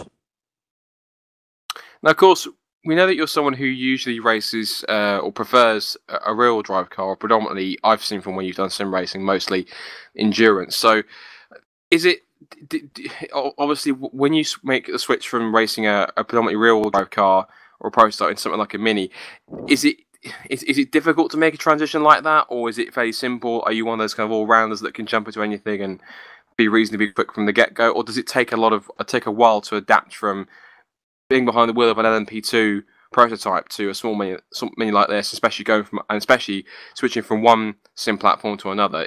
How tough is it to make the adaptation from one to the other? Switching to another platform, it's not really a problem for me, but switching from, say, a rear-wheel drive car to a front-wheel drive car, it takes a bit of time for me to readjust. But in the minis, I don't seem to have that issue for some reason. I can jump in it straight away and be right on the pace. And of course, going forward into the next couple of rounds, of course, as a whole, Optimum Sim Racing needs to be moving forward as well. So effectively, you guys are going to be up the front. But of course, obviously, what can you do individually to make sure that you're up there helping your guys like Jonathan and Matty up there, really pushing for more points and helping them overall in the championship so far? I think the thing I need to do is just try and improve my qualifying form. For some reason, it just seems to be letting me down a wee bit, but in the race, it just seems to come together. So if I could try and improve my qualifying form, I could be up there more regularly, helping the other guys such as Jonathan, Ben, and Matty. Well, fingers crossed you can keep progressing up through the order. We know that you're a very capable sim racer, so fingers crossed that pace will start to go more your way, and hopefully we'll see you back up there challenging for more regular top 10, top 5 finishes. So, but for the moment, well done, Ryan, and best of luck for Cascavel. Thank you very much. And that's probably going to round out our driver interviews for this evening. Of course, we're going to look forward to the next round, as we said, is going to be Cascavel in a couple of weeks' time. But of course, before that, of course, we've got the virtual clears. Unfortunately, for reasons that are, I think, beyond our control, and I'm not exactly 100% aware of, all I know is they believe beyond our control, possibly due to a scheduling clash. Fortunately, the virtual Clios are not due to be broadcast for quite a while, unfortunately. So apologies for that one. I can still tell you the results though of the last event. Absolutely. Go ahead. For those who haven't heard. And in the first race, it was a brilliant victory from Chris Hack in the THR Orange car, who battled against Rasmus Sado and just got past him pretty close towards the end. So Sado finished the race in second, and in third place it was Mate Orban, who got his first podium in TPS for Optimum Sim Racing. And in the second race, it was me who won. Surprisingly. Oh, I see. That's the reason why I wanted to race it, because you won a race. No, there was no broadcast, so you somehow have to, tell it everyone. I'm just following the example of Mike Bell. He did that, he just told everyone that he won a race. It was not on TPS, but I'm sure you all have heard, because he really told everyone. So yeah, just want to mention that, that I have won a race in the Clios. Ahead of Alexander Lauritsen and Mate Orban again, who did a brilliant performance. Lauritsen is still leading the championship ahead of Chris Hack, but that seems to be a really, really close fight between these two. Of course, Lauritsen is driving in the Scirocco Cup. This year he's got a 7th place last time out at Oschersleben, so he's doing well. And doing well in sim racing as well, of course. Chris Hack, his first 2 wins in TPS. That's what he scored in the Clios, and he seems to have a shot at the championship as well. So that's a pretty exciting league. Shame it's not broadcasted. Absolutely, and of course Chris Hack definitely proving himself to be a very worthy driver. Of course, now he's gone to THR. Always seems to be the case that whenever a driver goes to THR or any big team like that in TPS, they do tend to have an instant effect on what they can manage. But good to see Chris is being successful and leading the championship. Of course, we'll keep tabs on that going forwards during our other broadcasts, which will, of course, include this championship once again. One final reminder, of course, that the Virtual Touring Masters is coming back, and we are running a classic championship going forward, starting on June the 25th at Spa-Francorchamps, and we go, of course, to the different circuits such as Suzuka, Vices Park Club, also Laguna Seca, Pukekohe Park, Salzburg Ring. Then we've got, if I'm looking at the screen and I've completely gone blank. Let's have a look. Got Laguna Seca, Brands Hatch. Laguna Seca, of course, Brands Hatch. I'm trying to look at this. I'm trying to look at the circuit between Salzburg Ring and Brands. Anyway, never mind. I'm trying to look at it from a distance.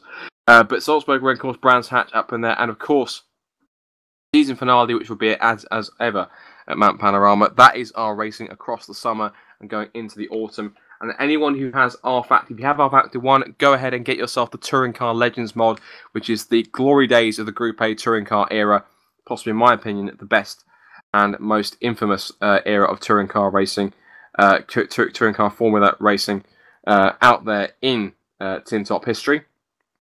And it's where we'll get to see the likes of BMW M3s, Ford Sierra RS 500s, Holden Commodores, Toyota Supras, Volvo 240s, Mercedes, Toyota, and Alfa Romeos and Rovers, the lots. They'll all be out there scrapping for positions out there on the racetrack on some of the best circuits in the world, and we can't wait to see it. That's the other circuit I was trying to mention. Trois Rivières is the other circuit as well. We'll get to race a lot around the streets of Canada once again. Sign-ups start on Saturday, so if you want, over at touringproseries.com/forums, if you want to have a go, be sure to get yourself signed, get up there and get yourself signed up, possibly for pre-qualifying. And the best thing about it, to sign up and to enter the championship, it is absolutely free. No entry fee whatsoever. As long as you've got the mod, as long as you've got the R-Factor, and as long as you're ready to race, then you can enter yourself into the championship and see if you can go up against the best in the business. I already heard earlier on, we have hearing rumours, and purely rumours, that drivers such as Toby Davis and Chris Butcher and Tommy Ayala and Eric Savite, an example, people like that, are potentially looking to come back, take part in the championship. Who knows? We're not entirely sure. Matty Orban also poised to take part in it as well. But it should be a fantastic spectacle, and one that surely will be one of the best championships out there of the year, if not potentially the best. Because let's face it, Rob, these Group A touring cars have always put on immense racing. And with a classic championship like this, they're set to do it again. Yeah, but they have to try pretty hard in the VTM to beat the racing that we saw today. Very true, very true. We had some great racing today, of course, but I'm sure that the VTMs will live up to it, of course, going back to their roots, and what fantastic it will be. Remember, 31st of May is the day at which sign-ups start. 25th of June is the first round at Spa-Francorchamps. And of course, keep up to date with all the news, including any more developments in the VTM Classic. It's touringproseries.com, which is the main website, of course, keep up to date, including heading onto our live broadcast page if you want to watch it that way. Also, our TPS ranking system and also our TPS Hall of Fame. And of course, on social media, facebook.com/Touring Pro Series, twitter.com/Touring_Pro. And to catch all of this broadcast back in full, it'll be uploaded to youtube.com/Touring Pro Series. Hit the subscribe button to never miss a full broadcast re-uploaded for you guys to watch at your leisure. So, a great night's racing here at Poznan to round out the broadcast. And Rob, final thoughts. Again, 2 more dominant victories from Paul Patrick. And Jesper Tolbo will get the championship lead, but Adrian Cantwell will be the one that goes away licking his wounds, because effectively he'll see that as 2 races wasted and 2 key results to possibly get himself more championship points to extend his lead. And he'll want to bounce back in Cascavel, because let's face it, Rob, he needs to. Yeah, this was really interesting, and I'm sure we have a really exciting championship battle coming up ahead. So, well, we can only hope going forwards, of course. We'll see you in a couple of weeks' time at Cascavel to see exactly how the championship battle continues. We're heading towards the halfway point in the season already, and we now have a 3-way scrap for the title. It's Campfield versus Tolborg versus Patrick. As far as we know, Tolborg is now the man that heads the championship that battle. But how much will Campfield battle back? Can Patrick keep his run of form? We'll find out in Brazil in a couple of weeks' time. For myself, Scott Woodwiss, and from Robert Wiesenmueller, thank you very much for watching. And until next time, this has been a TPS broadcast on MultiBC. We thank, of course, our partners, also to InsideSimRacing.tv, to Cancer Research UK, to Live Racers, to SimSync, and also to SimSync. Go back to our sponsors here, MultiBC, and of course to Rights and Studios for GameStop 2013. And we'll see you in Cascavel in 2 weeks' time. Thanks for watching, and bye for now.